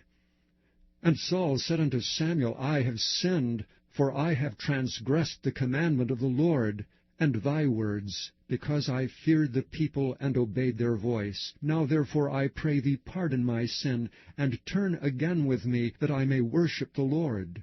And Samuel said unto Saul, I will not return with thee, for thou hast rejected the word of the Lord, and the Lord hath rejected thee from being king over Israel. And as Samuel turned about to go away, he laid hold upon the skirt of his mantle, and it rent. And Samuel said unto him, The Lord hath rent the kingdom of Israel from thee this day, and hath given it to a neighbor of thine that is better than thou. And also the strength of Israel will not lie nor repent, for he is not a man that he should repent. Then he said, I have sinned, yet honor me now, I pray thee, before the elders of my people, and before Israel, and turn again with me, that I may worship the Lord thy God. So Samuel turned again after Saul, and Saul worshipped the Lord. Then said Samuel, Bring ye hither to me Agag, the king of the Amalekites. And Agag came unto him delicately. And Agag said, Surely the bitterness of death is past. And Samuel said, As thy sword hath made women childless, so shall thy mother be childless among women. And Samuel hewed Agag in pieces before the Lord in Gilgal. Then Samuel went to Ramah, and Saul went up to his house in Gibeah of Saul. And Samuel came no more to see Saul until the day of his death. Nevertheless Samuel mourned for Saul, and the Lord repented that he had made Saul king over Israel. Chapter 16. And the Lord said unto Samuel, How long wilt thou mourn for Saul, seeing I have rejected him from reigning over Israel? Fill thine horn with oil, and go. I will send thee to Jesse the Bethlehemite, for I have provided me a king among his sons. And Samuel said, How can I go? If Saul hear it, he will kill me.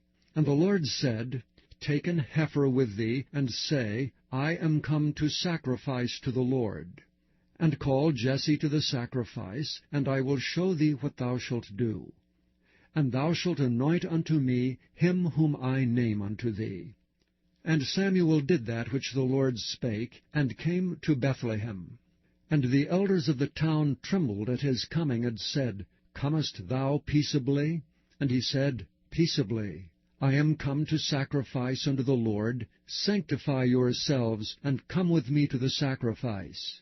And he sanctified Jesse and his sons, and called them to the sacrifice.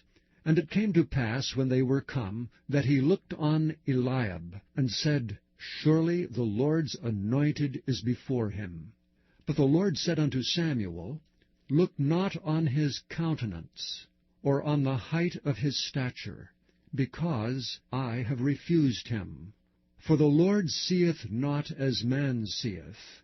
For man looketh on the outward appearance, but the Lord looketh on the heart. Then Jesse called Abinadab, and made him pass before Samuel. And he said, Neither hath the Lord chosen this. Then Jesse made Shammah to pass by, and he said, Neither hath the Lord chosen this. Again Jesse made 7 of his sons to pass before Samuel, and Samuel said unto Jesse, The Lord hath not chosen these. And Samuel said unto Jesse, Are here all thy children? And he said, There remaineth yet the youngest, and behold, he keepeth the sheep. And Samuel said unto Jesse, Send and fetch him, for we will not sit down till he come hither. And he sent and brought him in. Now he was ruddy, and withal of a beautiful countenance, and goodly to look to. And the Lord said, Arise, anoint him, for this is he. Then Samuel took the horn of oil, and anointed him in the midst of his brethren. And the Spirit of the Lord came upon David from that day forward. So Samuel rose up and went to Ramah. But the Spirit of the Lord departed from Saul, and an evil spirit from the Lord troubled him. And Saul's servants said unto him, Behold, now an evil spirit from God troubleth thee. Let our Lord now command thy servants, which are before thee, to seek out a man who is a cunning player on an harp. And it shall come to pass, when the evil spirit from God is upon thee, that he shall play with his hand, and thou shalt be well. And Saul said unto his servants, Provide me now a man that can play well, and bring him to me. Then answered one of the servants, and said, Behold, I have seen a son of Jesse the Bethlehemite, that is cunning in playing, and a mighty valiant man, and a man of war, and prudent in matters, and a comely person, and the Lord is with him. Wherefore Saul sent messengers unto Jesse, and said, Send me David thy son, which is with the sheep. And Jesse took an ass laden with bread, and a bottle of wine, and a kid, and sent them by David his son unto Saul. And David came to Saul, and stood before him. And he loved him greatly, and he became his armor-bearer. And Saul sent to Jesse, saying, Let David, I pray thee, stand before me, for he hath found favor in my sight. And it came to pass, when the evil spirit from God was upon Saul, that David took an harp and played with his hand. So Saul was refreshed, and was well, and the evil spirit departed from him. Chapter 17. Now the Philistines gathered together their armies to battle, and were gathered together at Shochoh, which belongeth to Judah, and pitched between Shochoh and Azekah in Ephes-dammim. And Saul and the men of Israel were gathered together, and pitched by the valley of Elah, and set the battle in array against the Philistines. And the Philistines stood on a mountain on the one side, and Israel stood on a mountain on the other side, and there was a valley between them. And there went out a champion out of the camp of the Philistines, named Goliath of Gath, whose height was 6 cubits and a span. And he had an helmet of brass upon his head, and he was armed with a coat of mail, and the weight of the coat was 5,000 shekels of brass. And he had greaves of brass upon his legs, and a target of brass between his shoulders. And the staff of his spear was like a weaver's beam, and his spear's head weighed 600 shekels of iron, and one bearing a shield went before him. And he stood and cried unto the armies of Israel, and said unto them, Why are ye come out to set your battle in array? Am not I a Philistine, and ye servants to Saul? Choose you a man for you, and let him come down to me. If he be able to fight with me, and to kill me, then will we be your servants. But if I prevail against him, and kill him, then shall ye be our servants, and serve us. And the Philistines said, I defy the armies of Israel this day. Give me a man, that we may fight together. When Saul and all Israel heard those words of the Philistine, they were dismayed and greatly afraid. Now David was the son of that Ephrathite of Bethlehem, Judah, whose name was Jesse. And he had 8 sons, and the man went among men for an old man in the days of Saul. And the 3 eldest sons of Jesse went and followed Saul to the battle. And the names of his 3 sons that went to the battle were Eliab the firstborn, and next unto him Abinadab, and the 3rd Shammah. And David was the youngest, and the 3 eldest followed Saul. But David went and returned from Saul to feed his father's sheep at Bethlehem. And the Philistine drew near morning and evening, and presented himself 40 days. And Jesse said unto David his son, Take now for thy brethren an ephah of this parched corn, and these 10 loaves, and run to the camp to thy brethren. And carry these 10 cheeses unto the captain of their 1,000, and look how thy brethren fare, and take their pledge. Now Saul and they, and all the men of Israel, were in the valley of Elah fighting with the Philistines. And David rose up early in the morning, and left the sheep with a keeper, and took and went as Jesse had commanded him. And he came to the trench as the host was going forth to the fight, and shouted for the battle. For Israel and the Philistines had put the battle in array, army against army. And David left his carriage in the hand of the keeper of the carriage, and ran into the army, and came and saluted his brethren. And as he talked with them, behold, there came up the champion, the Philistine of Gath, Goliath by name, out of the armies of the Philistines, and spake according to the same words. And David heard them. And all the men of Israel, when they saw the man, fled from him, and were sore afraid.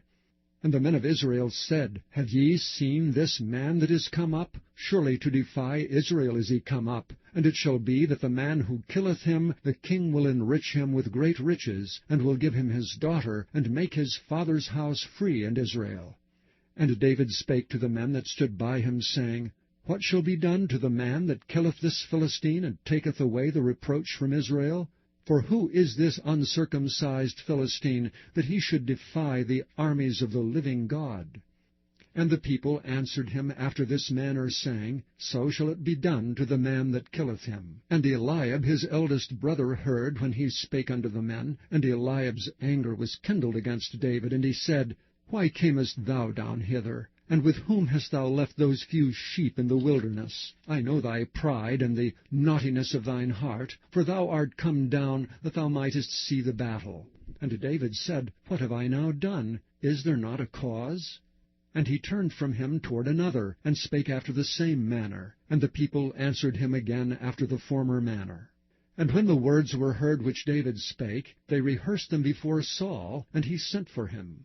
And David said to Saul, Let no man's heart fail because of him. Thy servant will go and fight with this Philistine. And Saul said to David, Thou art not able to go against this Philistine to fight with him, for thou art but a youth, and he is a man of war from his youth. And David said unto Saul, Thy servant kept his father's sheep, and there came a lion and a bear, and took a lamb out of the flock. And I went out after him, and smote him, and delivered it out of his mouth. And when he rose against me, I caught him by his beard, and smote him, and slew him. Thy servant slew both the lion and the bear. And this uncircumcised Philistine shall be as one of them, seeing he hath defied the armies of the living God. David said moreover, The Lord that delivered me out of the paw of the lion, and out of the paw of the bear, he will deliver me out of the hand of this Philistine. And Saul said unto David, Go, and the Lord be with thee. And Saul armed David with his armor, and he put an helmet of brass upon his head. Also he armed him with a coat of mail. And David girded his sword upon his armor, and he essayed to go, for he had not proved it. And David said unto Saul, I cannot go with these, for I have not proved them. And David put them off him. And he took his staff in his hand, and he chose him 5 smooth stones out of the brook, and put them in a shepherd's bag which he had, even in a scrip.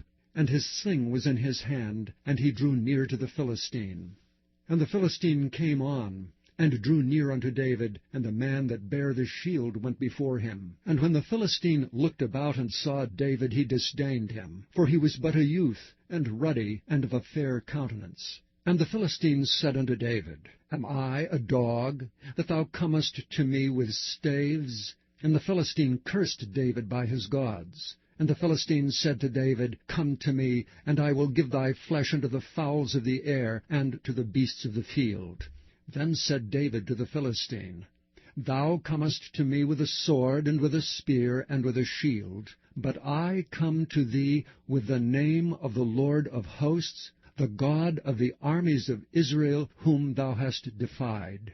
This day will the Lord deliver thee into mine hand, and I will smite thee, and take thine head from thee, and I will give the carcasses of the host of the Philistines this day unto the fowls of the air, and to the wild beasts of the earth, that all the earth may know that there is a God in Israel.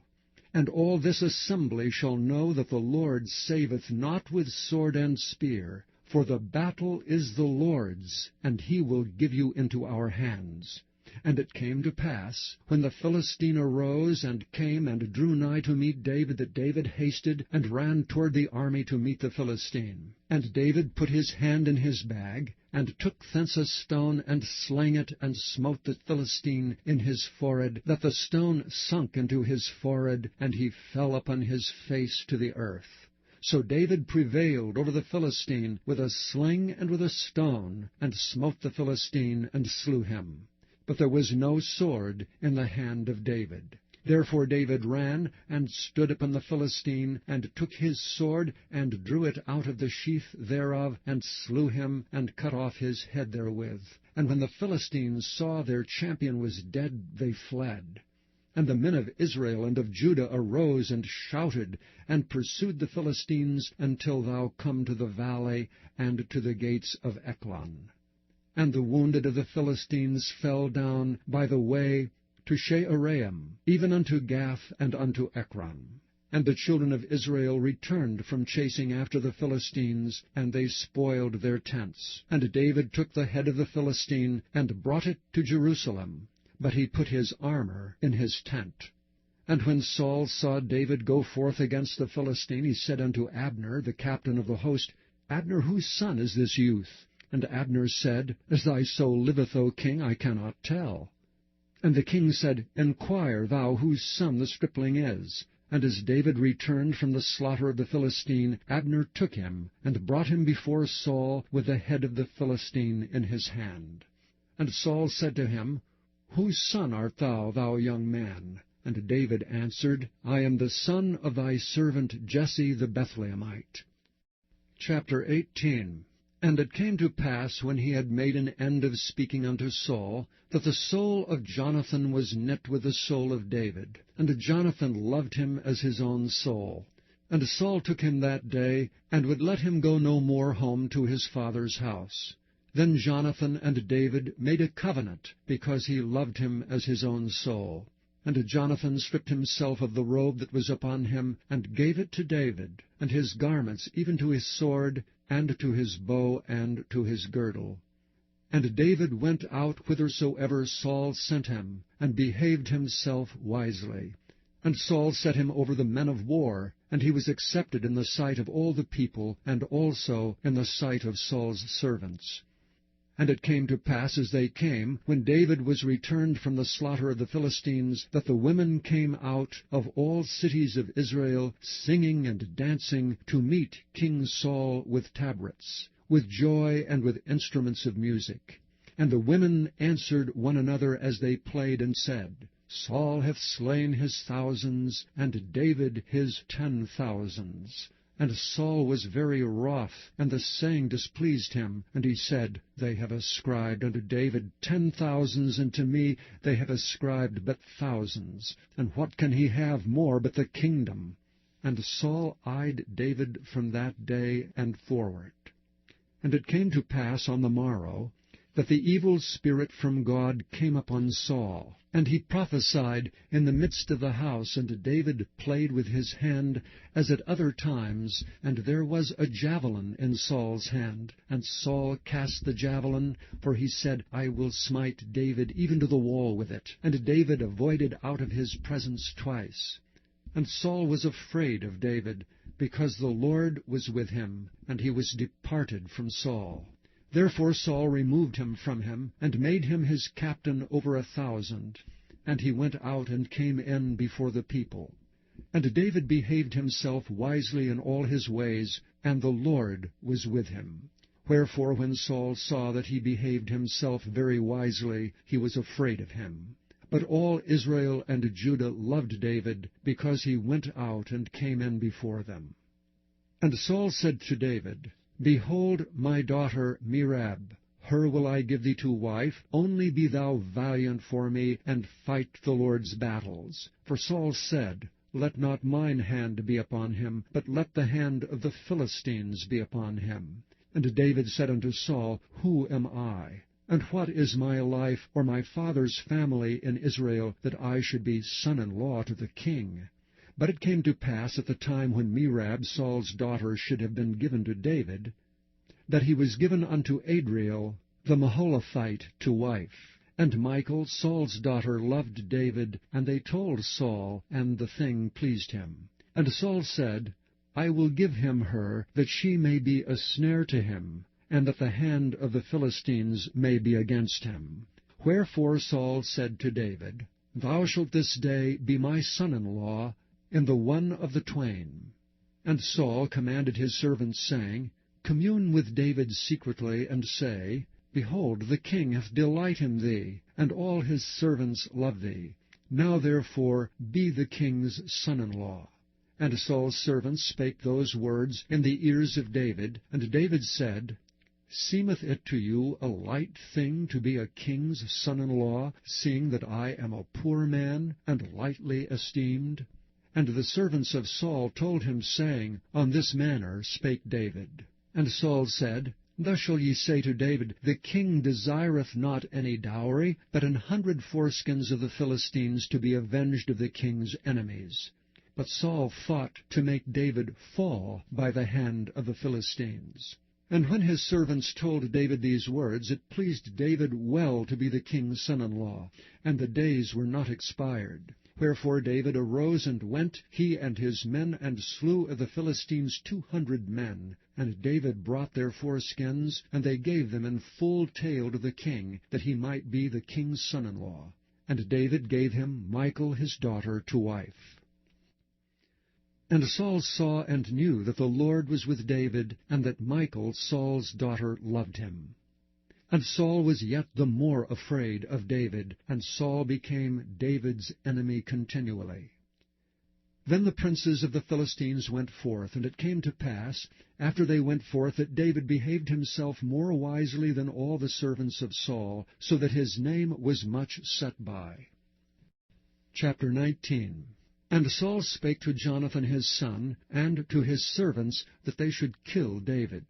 But Jonathan, Saul's son, delighted much in David. And Jonathan told David, saying, Saul my father seeketh to kill thee. Now therefore I pray thee, take heed to thyself until the morning, and abide in a secret place, and hide thyself. And I will go out and stand beside my father in the field where thou art, and I will commune with my father of thee, and what I see, that I will tell thee. And Jonathan spake good of David unto Saul his father, and said unto him, Let not the king sin against his servant, against David, because he hath not sinned against thee, and because his works have been to theeward very good. For he did put his life in his hand, and slew the Philistine, and the Lord wrought a great salvation for all Israel. Thou sawest it, and didst rejoice. Wherefore then wilt thou sin against innocent blood, to slay David without a cause? And Saul hearkened unto the voice of Jonathan. And Saul sware, As the Lord liveth, he shall not be slain. And Jonathan called David, and Jonathan showed him all those things. And Jonathan brought David to Saul, and he was in his presence as in times past. And there was war again. And David went out and fought with the Philistines, and slew them with a great slaughter, and they fled from him. And the evil spirit from the Lord was upon Saul, as he sat in his house with his javelin in his hand, and David played with his hand. And Saul sought to smite David even to the wall with a javelin, but he slipped away out of Saul's presence, and he smote the javelin into the wall. And David fled and escaped that night. Saul also sent messengers unto David's house to watch him, and to slay him in the morning. And Michal, David's wife, told him, saying, If thou save not thy life tonight, tomorrow thou shalt be slain. So Michal let David down through a window, and he went and fled, and escaped. And Michal took an image, and laid it in the bed, and put a pillow of goat's hair for his bolster, and covered it with a cloth. And when Saul sent messengers to take David, she said, He is sick. And Saul sent the messengers again to see David, saying, Bring him up to me in the bed, that I may slay him.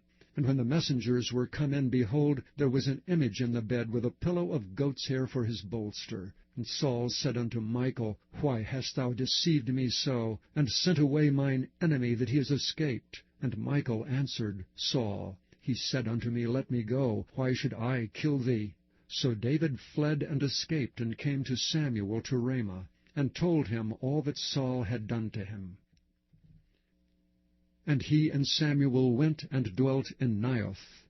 And it was told Saul, saying, Behold, David is at Naioth in Ramah. And Saul sent messengers to take David. And when they saw the company of the prophets prophesying, and Samuel standing as appointed over them, the Spirit of God was upon the messengers of Saul, and they also prophesied. And when it was told Saul, he sent other messengers, and they prophesied likewise. And Saul sent messengers again the third time, and they prophesied also. Then went he also to Ramah, and came to a great well that is in Secu. And he asked and said, Where are Samuel and David? And one said, Behold, they be at Naioth in Ramah. And he went thither to Naioth in Ramah, and the Spirit of God was upon him also. And he went on and prophesied until he came to Naioth in Ramah. And he stripped off his clothes also, and prophesied before Samuel in like manner, and lay down naked all that day and all that night. Wherefore they say, Is Saul also among the prophets? Chapter 20. And David fled from Naioth in Ramah, and came and said before Jonathan, What have I done? What is mine iniquity, and what is my sin before thy father, that he seeketh my life? And he said unto him, God forbid, thou shalt not die. Behold, my father will do nothing either great or small, but that he will show it me. And why should my father hide this thing from me? It is not so. And David sware moreover, and said, Thy father certainly knoweth that I have found grace in thine eyes. And he saith, Let not Jonathan know this, lest he be grieved. But truly as the Lord liveth, and as thy soul liveth, there is but a step between me and death. Then said Jonathan unto David, Whatsoever thy soul desireth, I will even do it for thee. And David said unto Jonathan, Behold, tomorrow is the new moon, and I should not fail to sit with the king at meat. But let me go, that I may hide myself in the field unto the third day at even. If thy father at all miss me, then say, David earnestly asked leave of me, that he might run to Bethlehem his city, for there is a yearly sacrifice there for all the family. If he say thus, It is well, thy servant shall have peace. But if he be very wroth, then be sure that evil is determined by him. Therefore thou shalt deal kindly with thy servant, for thou hast brought thy servant into a covenant of the Lord with thee. Notwithstanding, if there be in me iniquity, slay me thyself, for why shouldst thou bring me to thy father? And Jonathan said, Far be it from thee. For if I knew certainly that evil were determined by my father to come upon thee, then would I not tell it thee? Then said David to Jonathan, Who shall tell me? Or what if thy father answer thee roughly? And Jonathan said unto David, Come, and let us go out into the field. And they went out both of them into the field. And Jonathan said unto David, O Lord God of Israel, when I have sounded my father about tomorrow any time, or the third day, and behold, if there be good toward David, and I then send not unto thee, and show it thee, the Lord do so and much more to Jonathan.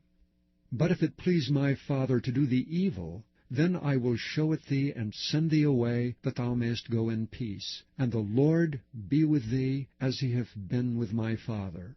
And thou shalt not only, while yet I live, show me the kindness of the Lord, that I die not, but also thou shalt not cut off thy kindness from my house forever, no, not when the Lord hath cut off the enemies of David, every one of them from the face of the earth. So Jonathan made a covenant with the house of David, saying, Let the Lord even require it at the hand of David's enemies. And Jonathan caused David to swear again, because he loved him, for he loved him as he loved his own soul. Then Jonathan said to David, Tomorrow is the new moon, and thou shalt be missed, because thy seat will be empty. And when thou hast stayed 3 days, then thou shalt go down quickly, and come to the place where thou didst hide thyself when the business was in hand, and shalt remain by the stone Ezel. And I will shoot 3 arrows on the side thereof, as though I shot at a mark. And behold, I will send a lad, saying, Go, find out the arrows. If I expressly say unto the lad, Behold, the arrows are on this side of thee, take them, then come thou, for there is peace to thee, and no hurt, as the Lord liveth. But if I say thus unto the young man, Behold, the arrows are beyond thee, go thy way, for the Lord hath sent thee away. And as touching the matter which thou and I have spoken of, behold, the Lord be between thee and me forever. So David hid himself in the field, and when the new moon was come, the king sat him down to eat meat. And the king sat upon his seat, as at other times, even upon a seat by the wall. And Jonathan arose, and Abner sat by Saul's side, and David's place was empty. Nevertheless Saul spake not anything that day, for he thought, Something hath befallen him. He is not clean. Surely he is not clean. And it came to pass on the morrow, which was the 2nd day of the month, that David's place was empty. And Saul said unto Jonathan his son, Wherefore cometh not the son of Jesse to meat, neither yesterday nor today? And Jonathan answered Saul, David earnestly asked leave of me to go to Bethlehem. And he said, Let me go, I pray thee, for our family hath a sacrifice in the city, and my brother, he hath commanded me to be there. And now, if I have found favor in thine eyes, let me go away, I pray thee, and see my brethren. Therefore he cometh not unto the king's table. Then Saul's anger was kindled against Jonathan, and he said unto him, Thou son of the perverse, rebellious woman, do not I know that thou hast chosen the son of Jesse to thine own confusion, and unto the confusion of thy mother's nakedness? For as long as the son of Jesse liveth upon the ground, thou shalt not be established, nor thy kingdom. Wherefore now send and fetch him unto me, for he shall surely die.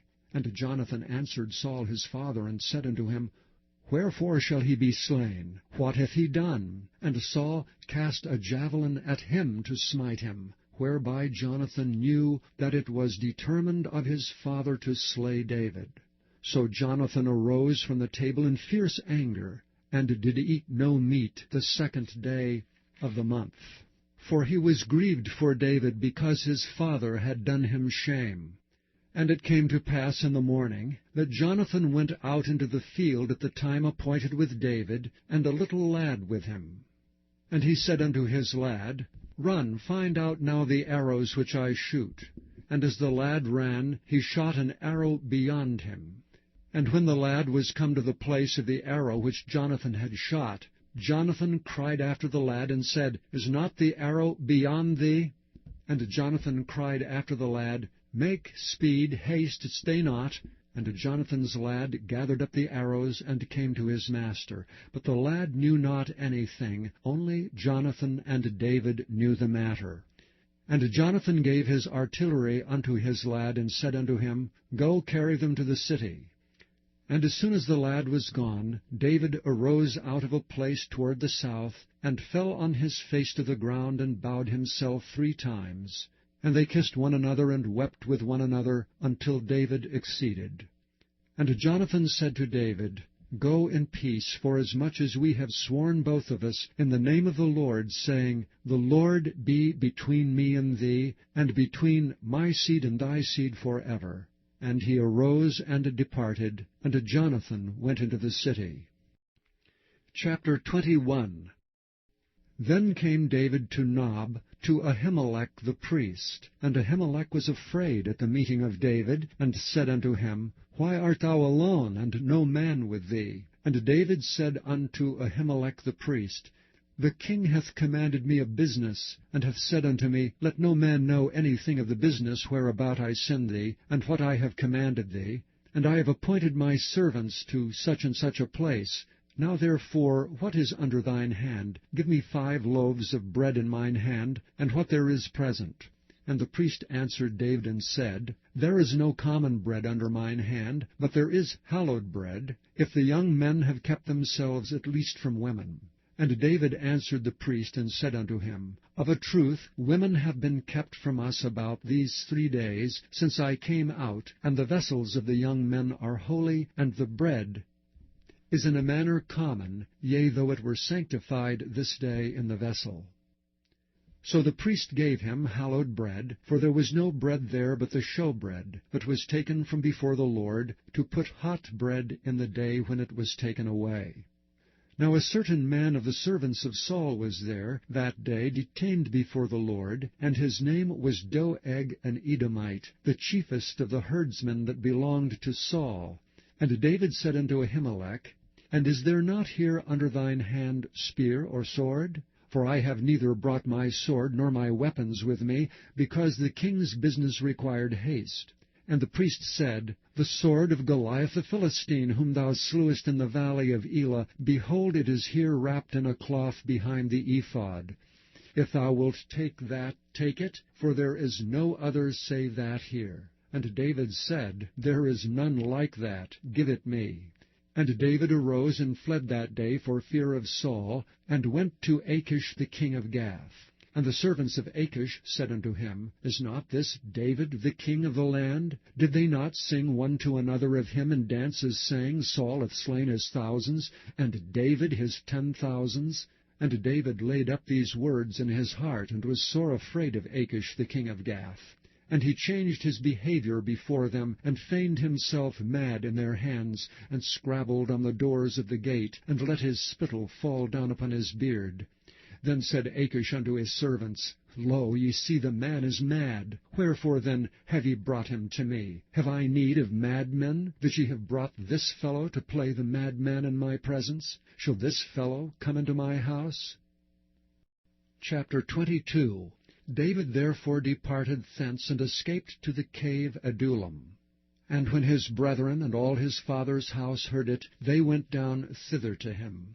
And every one that was in distress, and every one that was in debt, and every one that was discontented, gathered themselves unto him, and he became a captain over them. And there were with him about 400 men. And David went thence to Mizpeh of Moab, and he said unto the king of Moab, Let my father and my mother, I pray thee, come forth and be with you, till I know what God will do for me. And he brought them before the king of Moab, and they dwelt with him all the while that David was in the hold. And the prophet Gad said unto David, Abide not in the hold, depart, and get thee into the land of Judah. Then David departed, and came into the forest of Hareth.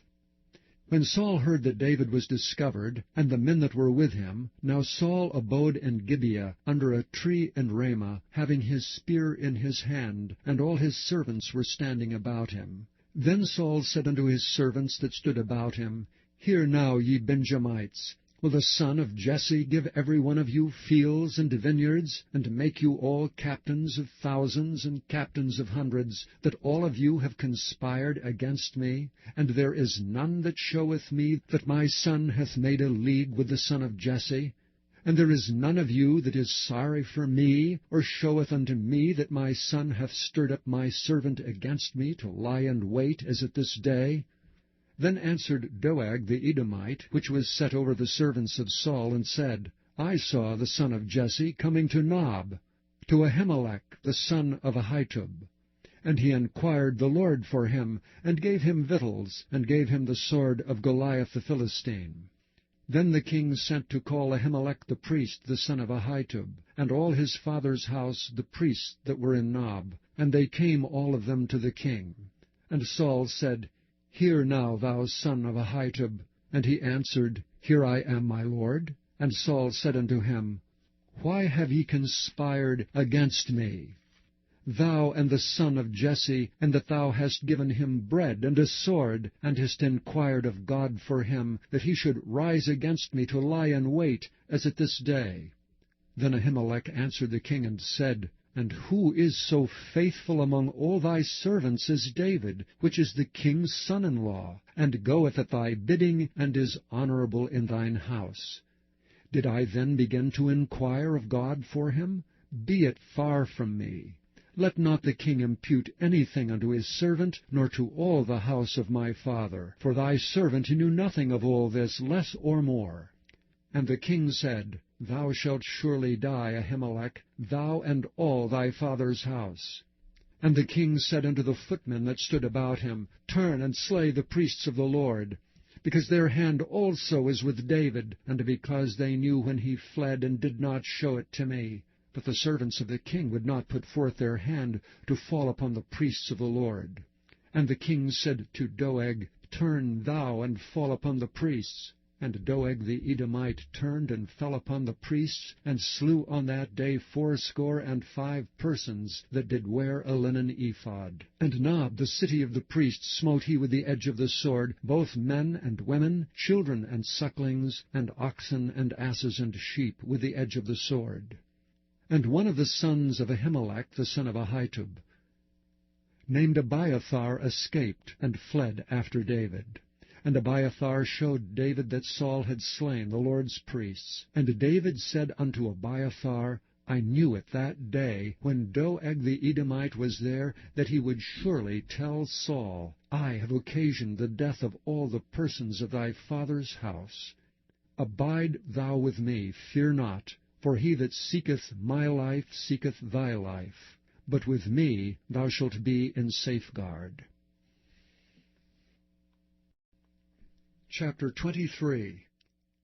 Then they told David, saying, Behold, the Philistines fight against Keilah, and they rob the threshing floors. Therefore David inquired of the Lord, saying, Shall I go and smite these Philistines? And the Lord said unto David, Go and smite the Philistines, and save Keilah. And David's men said unto him, Behold, we be afraid here in Judah. How much more then if we come to Keilah, against the armies of the Philistines? Then David inquired of the Lord yet again, and the Lord answered him and said, Arise, go down to Keilah, for I will deliver the Philistines into thine hand. So David and his men went to Keilah, and fought with the Philistines, and brought away their cattle, and smote them with a great slaughter. So David saved the inhabitants of Keilah. And it came to pass, when Abiathar the son of Ahimelech fled to David, to Keilah, that he came down with an ephod in his hand. And it was told Saul that David was come to Keilah. And Saul said, God hath delivered him into mine hand, for he is shut in by entering into a town that hath gates and bars. And Saul called all the people together to war, to go down to Keilah, to besiege David and his men. And David knew that Saul secretly practiced mischief against him. And he said to Abiathar the priest, Bring hither the ephod. Then said David, O Lord God of Israel, Thy servant hath certainly heard that Saul seeketh to come to Keilah to destroy the city for my sake. Will the men of Keilah deliver me up into his hand? Will Saul come down as thy servant hath heard? O Lord God of Israel, I beseech thee, tell thy servant. And the Lord said, He will come down. Then said David, Will the men of Keilah deliver me and my men into the hand of Saul? And the Lord said, They will deliver thee up. Then David and his men, which were about 600, arose, and departed out of Keilah, and went whithersoever they could go. And it was told Saul that David was escaped from Keilah, and he forbare to go forth.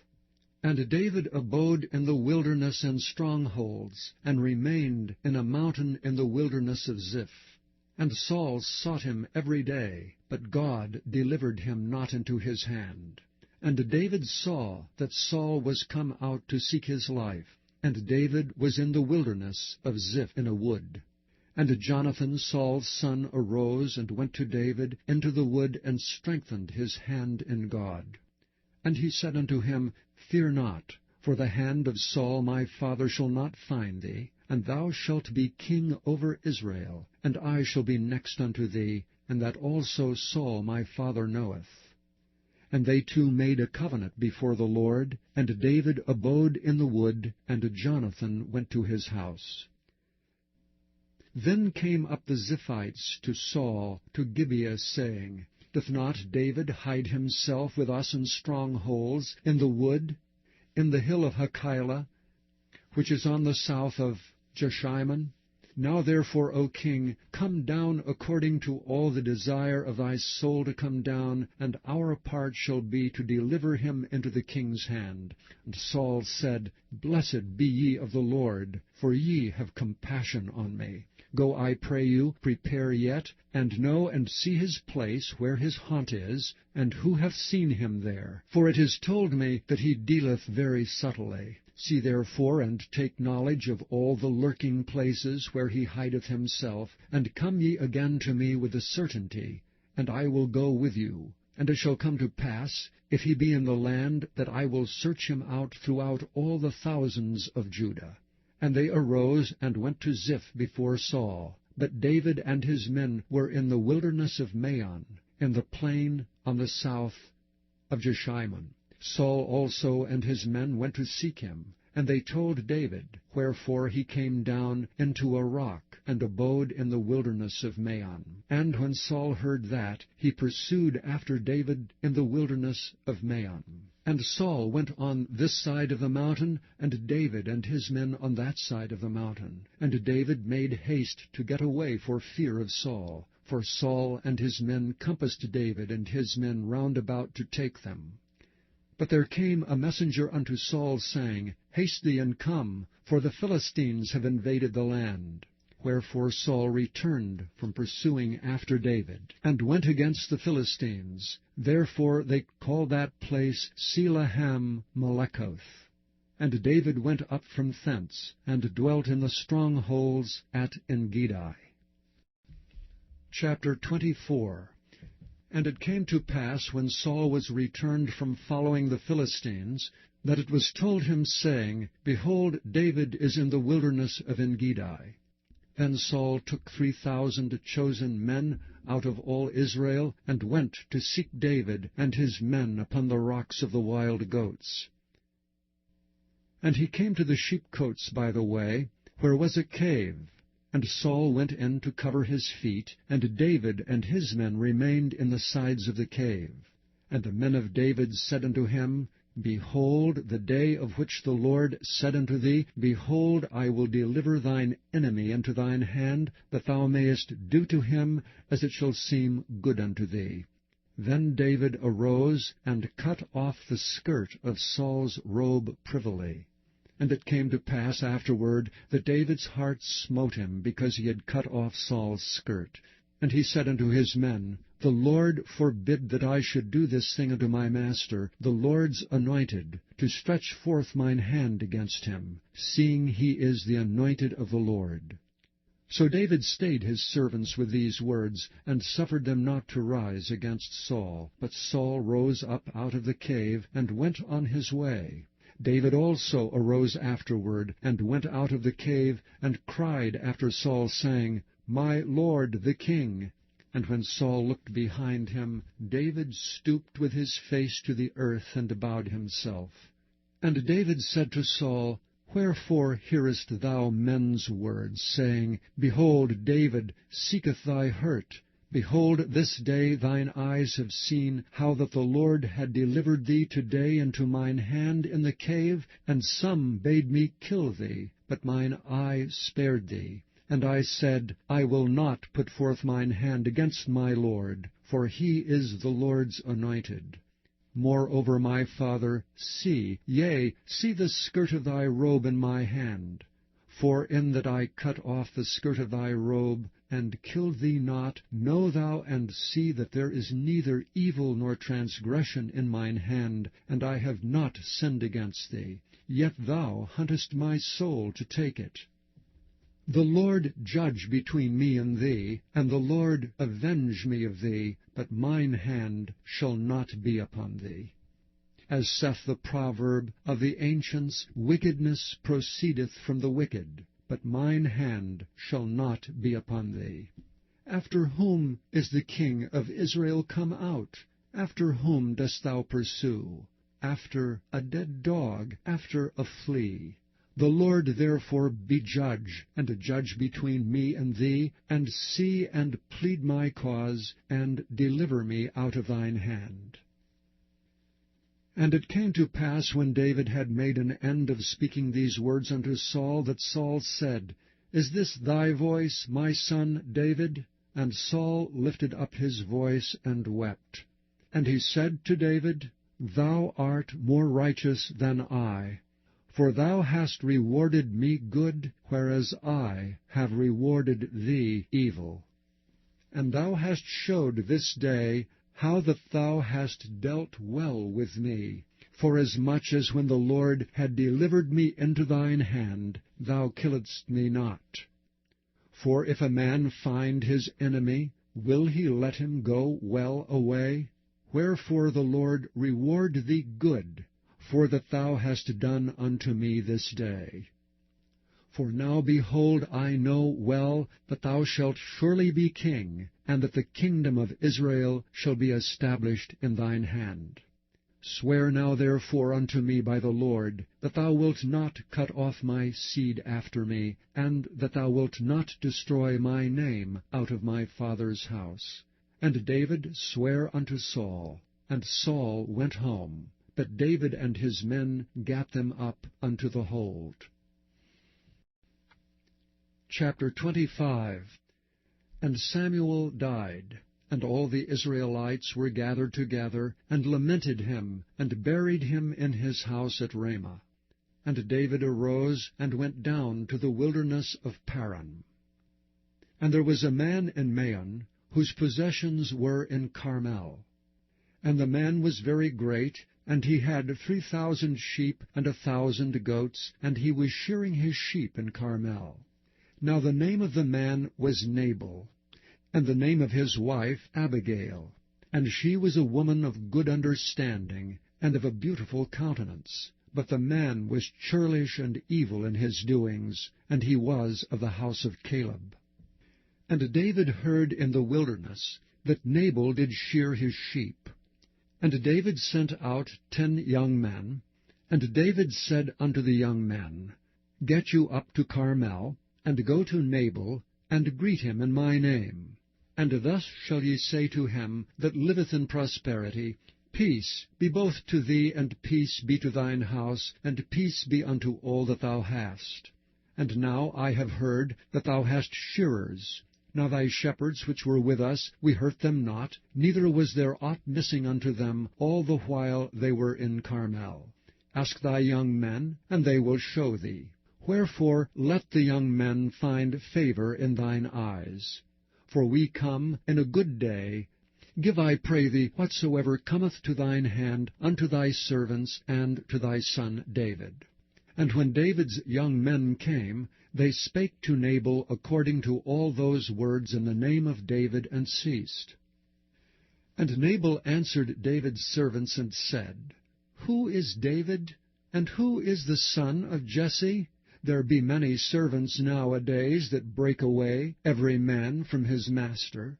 Shall I then take my bread, and my water, and my flesh that I have killed for my shearers, and give it unto men whom I know not whence they be? So David's young men turned their way, and went again, and came, and told him all those sayings. And David said unto his men, Gird ye on every man his sword. And they girded on every man his sword, and David also girded on his sword. And there went up after David about 400 men, and 200 abode by the stuff. But one of the young men told Abigail, Nabal's wife, saying, Behold, David sent messengers out of the wilderness to salute our master, and he railed on them. But the men were very good unto us. And we were not hurt, neither missed we anything, as long as we were conversant with them when we were in the fields. They were a wall unto us both by night and day, all the while we were with them keeping the sheep. Now therefore know and consider what thou wilt do, for evil is determined against our master and against all his household. For he is such a son of Belial that a man cannot speak to him. Then Abigail made haste, and took 200 loaves, and 2 bottles of wine, and 5 sheep ready dressed, and 5 measures of parched corn, and 100 clusters of raisins, and 200 cakes of figs, and laid them on asses. And she said unto her servants, Go on before me, behold, I come after you. But she told not her husband Nabal. And it was so, as she rode on the ass, that she came down by the covert of the hill, and behold, David and his men came down against her, and she met them. Now David had said, Surely in vain have I kept all that this fellow hath in the wilderness, so that nothing was missed of all that pertained unto him, and he hath requited me evil for good. So and more also do God unto the enemies of David, if I leave of all that pertain to him by the morning light any that pisseth against the wall. And when Abigail saw David, she hasted and lighted off the ass, and fell before David on her face, and bowed herself to the ground, and fell at his feet, and said, Upon me, my lord, upon me let this iniquity be, and let thine handmaid, I pray thee, speak in thine audience, and hear the words of thine handmaid. Let not my lord, I pray thee, regard this man of Belial, even Nabal, for as his name is, so is he. Nabal is his name, and folly is with him. But I thine handmaid saw not the young men of my lord, whom thou didst send. Now therefore, my lord, as the Lord liveth, and as thy soul liveth, seeing the Lord hath withholden thee from coming to shed blood, and from avenging thyself with thine own hand, now let thine enemies, and they that seek evil to my lord, be as Nabal. And now this blessing which thine handmaid hath brought unto my lord, let it even be given unto the young men that follow my lord. I pray thee, forgive the trespass of thine handmaid, for the Lord will surely make my lord a sure house, because my lord fighteth the battles of the Lord, and evil hath not been found in thee all thy days. Yet a man is risen to pursue thee, and to seek thy soul. But the soul of my Lord shall be bound in the bundle of life with the Lord thy God. And the souls of thine enemies, them shall he sling out, as out of the middle of a sling. And it shall come to pass, when the Lord shall have done to my Lord according to all the good that he hath spoken concerning thee, and shall have appointed thee ruler over Israel, that this shall be no grief unto thee, nor offense of heart unto my lord, either that thou hast shed blood causeless, or that my lord hath avenged himself. But when the Lord shall have dealt well with my lord, then remember thine handmaid. And David said to Abigail, Blessed be the Lord God of Israel, which sent thee this day to meet me. And blessed be thy advice, and blessed be thou which hast kept me this day from coming to shed blood, and from avenging myself with mine own hand. For in very deed as the Lord God of Israel liveth, which hath kept me back from hurting thee, except thou hadst hasted and come to meet me, surely there had not been left unto Nabal by the morning light any that pisseth against the wall. So David received of her hand that which she had brought him, and said unto her, Go up in peace to thine house. See, I have hearkened to thy voice, and have accepted thy person. And Abigail came to Nabal, and behold, he held a feast in his house, like the feast of a king. And Nabal's heart was merry within him, for he was very drunken. Wherefore she told him nothing, less or more, until the morning light. But it came to pass in the morning, when the wine was gone out of Nabal, and his wife had told him these things, that his heart died within him, and he became as a stone. And it came to pass about 10 days after, that the Lord smote Nabal, that he died. And when David heard that Nabal was dead, he said, Blessed be the Lord, that hath pleaded the cause of my reproach from the hand of Nabal, and hath kept his servant from evil. For the Lord hath returned the wickedness of Nabal upon his own head. And David sent and communed with Abigail, to take her to him to wife. And when the servants of David were come to Abigail to Carmel, they spake unto her, saying, David sent us unto thee, to take thee to him to wife. And she arose, and bowed herself on her face to the earth, and said, Behold, let thine handmaid be a servant to wash the feet of the servants of my lord. And Abigail hasted, and arose, and rode upon an ass with 5 damsels of hers that went after her. And she went after the messengers of David, and became his wife. David also took Ahinoam of Jezreel, and they were also both of them his wives. But Saul had given Michal his daughter, David's wife, to Phalti the son of Laish, which was of Gallim. Chapter 26.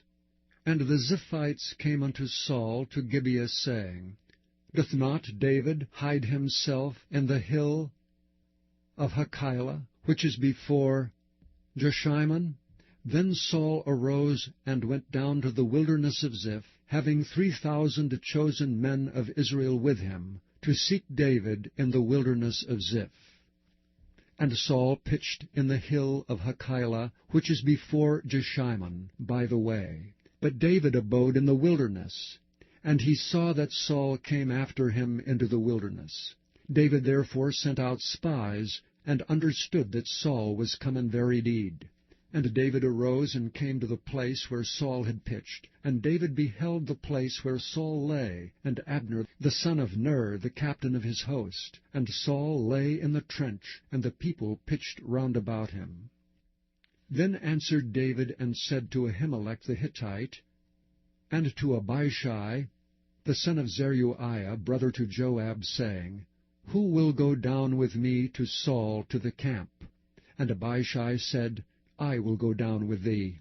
So David and Abishai came to the people by night, and behold, Saul lay sleeping within the trench, and his spear stuck in the ground at his bolster. But Abner and the people lay round about him. Then said Abishai to David, God hath delivered thine enemy into thine hand this day. Now therefore let me smite him, I pray thee, with the spear, even to the earth at once, and I will not smite him the second time. And David said to Abishai, Destroy him not, for who can stretch forth his hand against the Lord's anointed, and be guiltless? David said furthermore, As the Lord liveth, the Lord shall smite him, or his day shall come to die, or he shall descend into battle and perish. The Lord forbid that I should stretch forth mine hand against the Lord's anointed. But I pray thee, take thou now the spear that is at his bolster, and the cruse of water, and let us go. So David took the spear and the cruse of water from Saul's bolster, and they gat them away, and no man saw it, nor knew it, neither awakened, for they were all asleep, because a deep sleep from the Lord was fallen upon them. Then David went over to the other side, and stood on the top of an hill afar off, a great space being between them. And David cried to the people, and to Abner the son of Ner, saying, Answerest thou not, Abner? Then Abner answered and said, Who art thou that criest to the king? And David said to Abner, Art thou not a valiant man? And who is like thee in Israel? Wherefore then hast thou not kept thy lord the king? For there came out one of the people in to destroy the king thy lord. This thing is not good that thou hast done. As the Lord liveth, ye are worthy to die, because ye have not kept your master the Lord's anointed. And now see where the king's spear is, and the cruse of water that was at his bolster. And Saul knew David's voice, and said, Is this thy voice, my son David? And David said, It is my voice, my lord, O king. And he said, Wherefore doth my lord thus pursue after his servant? For what have I done, or what evil is in mine hand? Now therefore I pray thee, let my lord the king hear the words of his servant. If the Lord have stirred thee up against me, let him accept an offering. But if they be the children of men, cursed be they before the Lord, for they have driven me out this day from abiding in the inheritance of the Lord, saying, Go, serve other gods. Now therefore let not my blood fall to the earth before the face of the Lord. For the king of Israel is come out to seek a flea, as when one doth hunt a partridge in the mountains. Then said Saul, I have sinned. Return, my son David, for I will no more do thee harm, because my soul was precious in thine eyes this day. Behold, I have played the fool, and have erred exceedingly. And David answered and said, Behold the king's spear, and let one of the young men come over and fetch it. The Lord render to every man his righteousness and his faithfulness. For the Lord delivered thee into my hand today, but I would not stretch forth mine hand against the Lord's anointed. And behold, as thy life was much set by this day in mine eyes, so let my life be much set by in the eyes of the Lord, and let him deliver me out of all tribulation. Then Saul said to David, Blessed be thou, my son David. Thou shalt both do great things, and also shalt still prevail. So David went on his way, and Saul returned to his place. Chapter 27. And David said in his heart, I shall now perish one day by the hand of Saul. There is nothing better for me than that I should speedily escape into the land of the Philistines, and Saul shall despair of me to seek me any more in the coast of Israel. So shall I escape out of his hand. And David arose, and he passed over with 600 men that were with him, unto Achish the son of Maoch, king of Gath. And David dwelt with Achish at Gath, he and his men, every man with his household, even David with his 2 wives, Ahinoam the Jezreelitess, and Abigail the Carmelitess, Nabal's wife. And it was told Saul that David was fled to Gath, and he sought no more again for him. And David said unto Achish, If I have now found grace in thine eyes, let them give me a place in some town in the country, that I may dwell there. For why should thy servant dwell in the royal city with thee? Then Achish gave him Ziklag that day, wherefore Ziklag pertaineth unto the kings of Judah unto this day. And the time that David dwelt in the country of the Philistines was a full year and 4 months.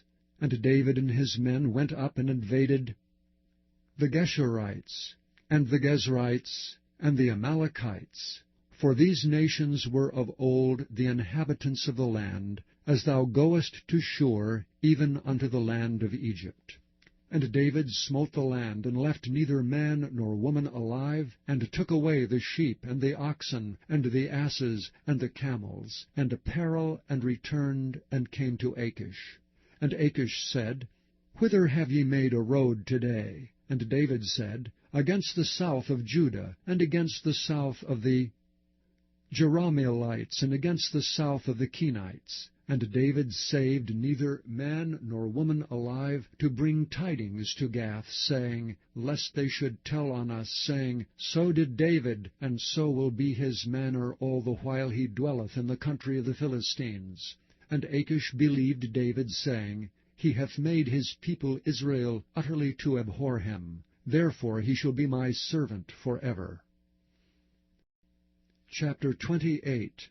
And it came to pass in those days that the Philistines gathered their armies together for warfare to fight with Israel. And Achish said unto David, Know thou assuredly that thou shalt go out with me to battle, thou and thy men. And David said to Achish, Surely thou shalt know what thy servant can do. And Achish said to David, Therefore will I make thee keeper of mine head forever. Now Samuel was dead, and all Israel had lamented him, and buried him in Ramah, even in his own city. And Saul had put away those that had familiar spirits, and the wizards out of the land. And the Philistines gathered themselves together, and came and pitched in Shunem. And Saul gathered all Israel together, and they pitched in Gilboa. And when Saul saw the host of the Philistines, he was afraid, and his heart greatly trembled. And when Saul inquired of the Lord answered him not, neither by dreams, nor by Urim, nor by prophets. Then said Saul unto his servants, Seek me a woman that hath a familiar spirit, that I may go to her and inquire of her. And his servants said to him, Behold, there is a woman that hath a familiar spirit at Endor. And Saul disguised himself, and put on other raiment. And he went, and 2 men with him, and they came to the woman by night. And he said, I pray thee, divine unto me by the familiar spirit, and bring me him up, whom I shall name unto thee. And the woman said unto him, Behold, thou knowest what Saul hath done, how he hath cut off those that have familiar spirits, and the wizards out of the land. Wherefore then layest thou a snare for my life, to cause me to die? And Saul sware to her by the Lord, saying, As the Lord liveth, there shall no punishment happen to thee for this thing. Then said the woman, Whom shall I bring up unto thee? And he said, Bring me up Samuel. And when the woman saw Samuel, she cried with a loud voice. And the woman spake to Saul, saying, Why hast thou deceived me? For thou art Saul. And the king said unto her, Be not afraid, for what sawest thou? And the woman said unto Saul, I saw gods ascending out of the earth. And he said unto her, What form is he of? And she said, An old man cometh up, and he is covered with a mantle. And Saul perceived that it was Samuel. And he stooped with his face to the ground, and bowed himself. And Samuel said to Saul, Why hast thou disquieted me to bring me up? And Saul answered, I am sore distressed, for the Philistines make war against me, and God is departed from me, and answereth me no more, neither by prophets, nor by dreams. Therefore I have called thee, that thou mayest make known unto me what I shall do. Then said Samuel, Wherefore then dost thou ask of me, seeing the Lord is departed from thee, and is become thine enemy? And the Lord hath done to him as he spake by me. For the Lord hath rent the kingdom out of thine hand, and given it to thy neighbor, even to David. Because thou obeyedst not the voice of the Lord, nor executedst his fierce wrath upon Amalek. Therefore hath the Lord done this thing unto thee this day. Moreover the Lord will also deliver Israel with thee into the hand of the Philistines, and tomorrow shalt thou and thy sons be with me. The Lord also shall deliver the host of Israel into the hand of the Philistines. Then Saul fell straightway all along the earth, and was sore afraid because of the words of Samuel. And there was no strength in him, for he had eaten no bread all the day, nor all the night. And the woman came unto Saul, and saw that he was sore troubled, and said unto him, Behold, thine handmaid hath obeyed thy voice, and I have put my life in my hand, and have hearkened unto thy words, which thou speakest unto me. Now therefore, I pray thee, hearken thou also unto the voice of thine handmaid, and let me set a morsel of bread before thee, and eat, that thou mayest have strength when thou goest on thy way. But he refused, and said, I will not eat. But his servants together with the woman compelled him, and he hearkened unto their voice. So he arose from the earth, and sat upon the bed. And the woman had a fat calf in the house, and she hasted and killed it, and took flour, and kneaded it, and did bake unleavened bread thereof. And she brought it before Saul, and before his servants, and they did eat. Then they rose up, and went away that night. Chapter 29. Now the Philistines gathered together all their armies to Aphek, and the Israelites pitched by a fountain which is in Jezreel. And the lords of the Philistines passed on by hundreds and by thousands, but David and his men passed on in the rearward with Achish. Then said the princes of the Philistines, What do these Hebrews here? And Achish said unto the princes of the Philistines, Is not this David the servant of Saul the king of Israel, which hath been with me these days, or these years, and I have found no fault in him, since he fell unto me unto this day?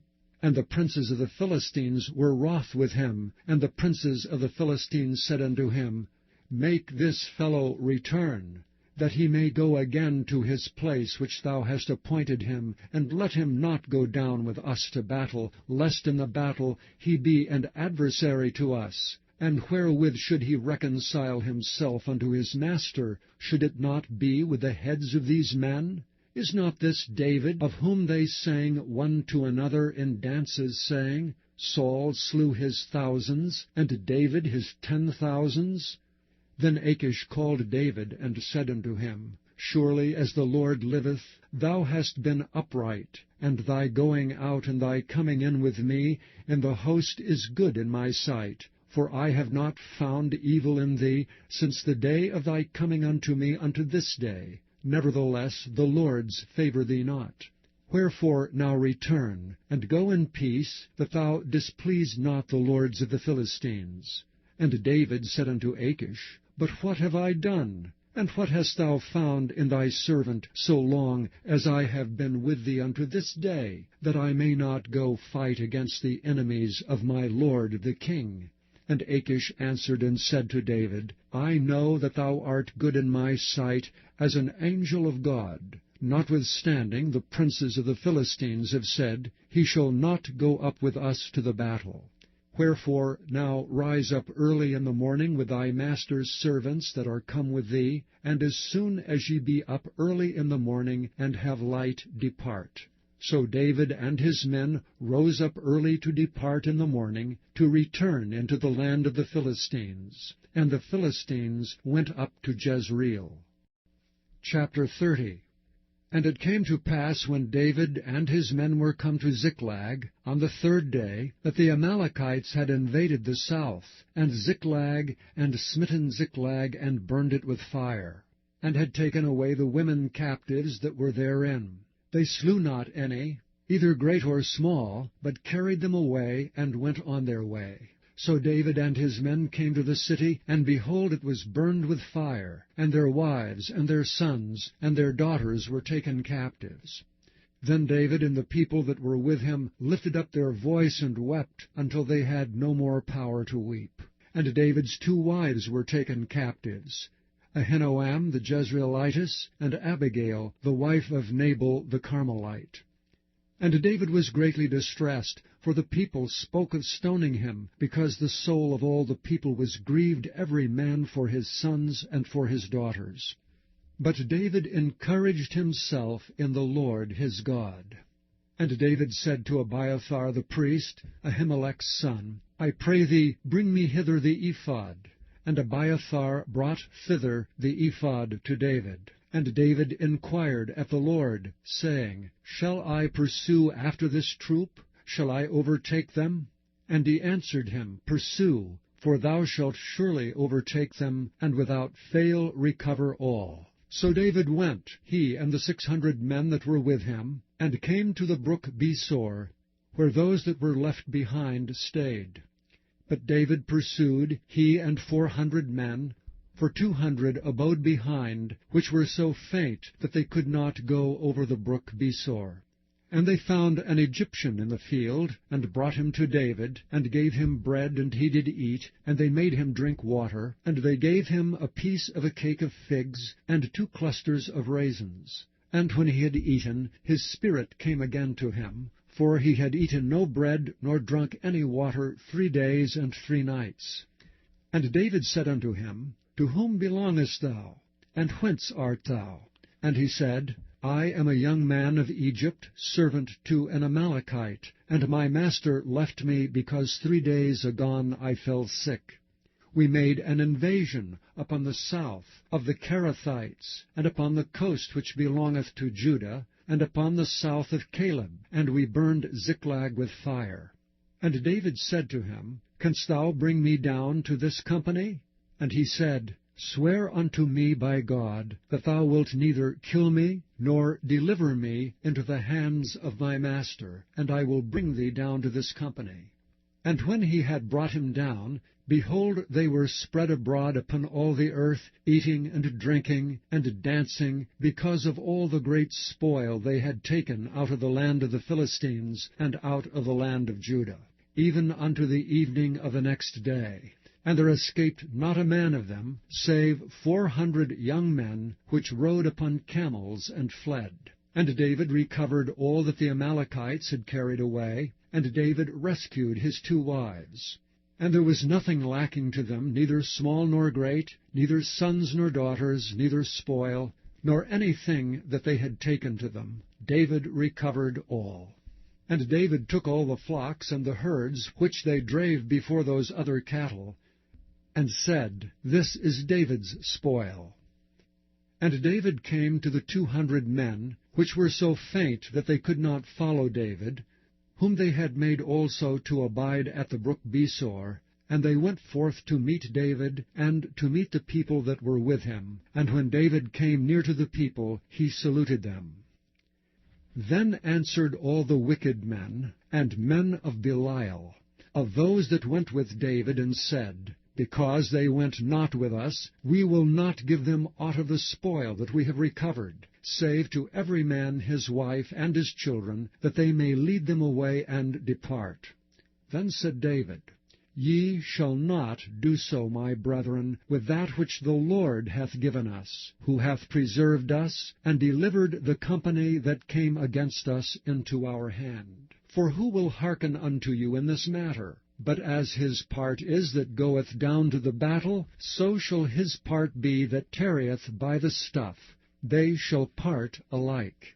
And it was so from that day forward, that he made it a statute and an ordinance for Israel unto this day.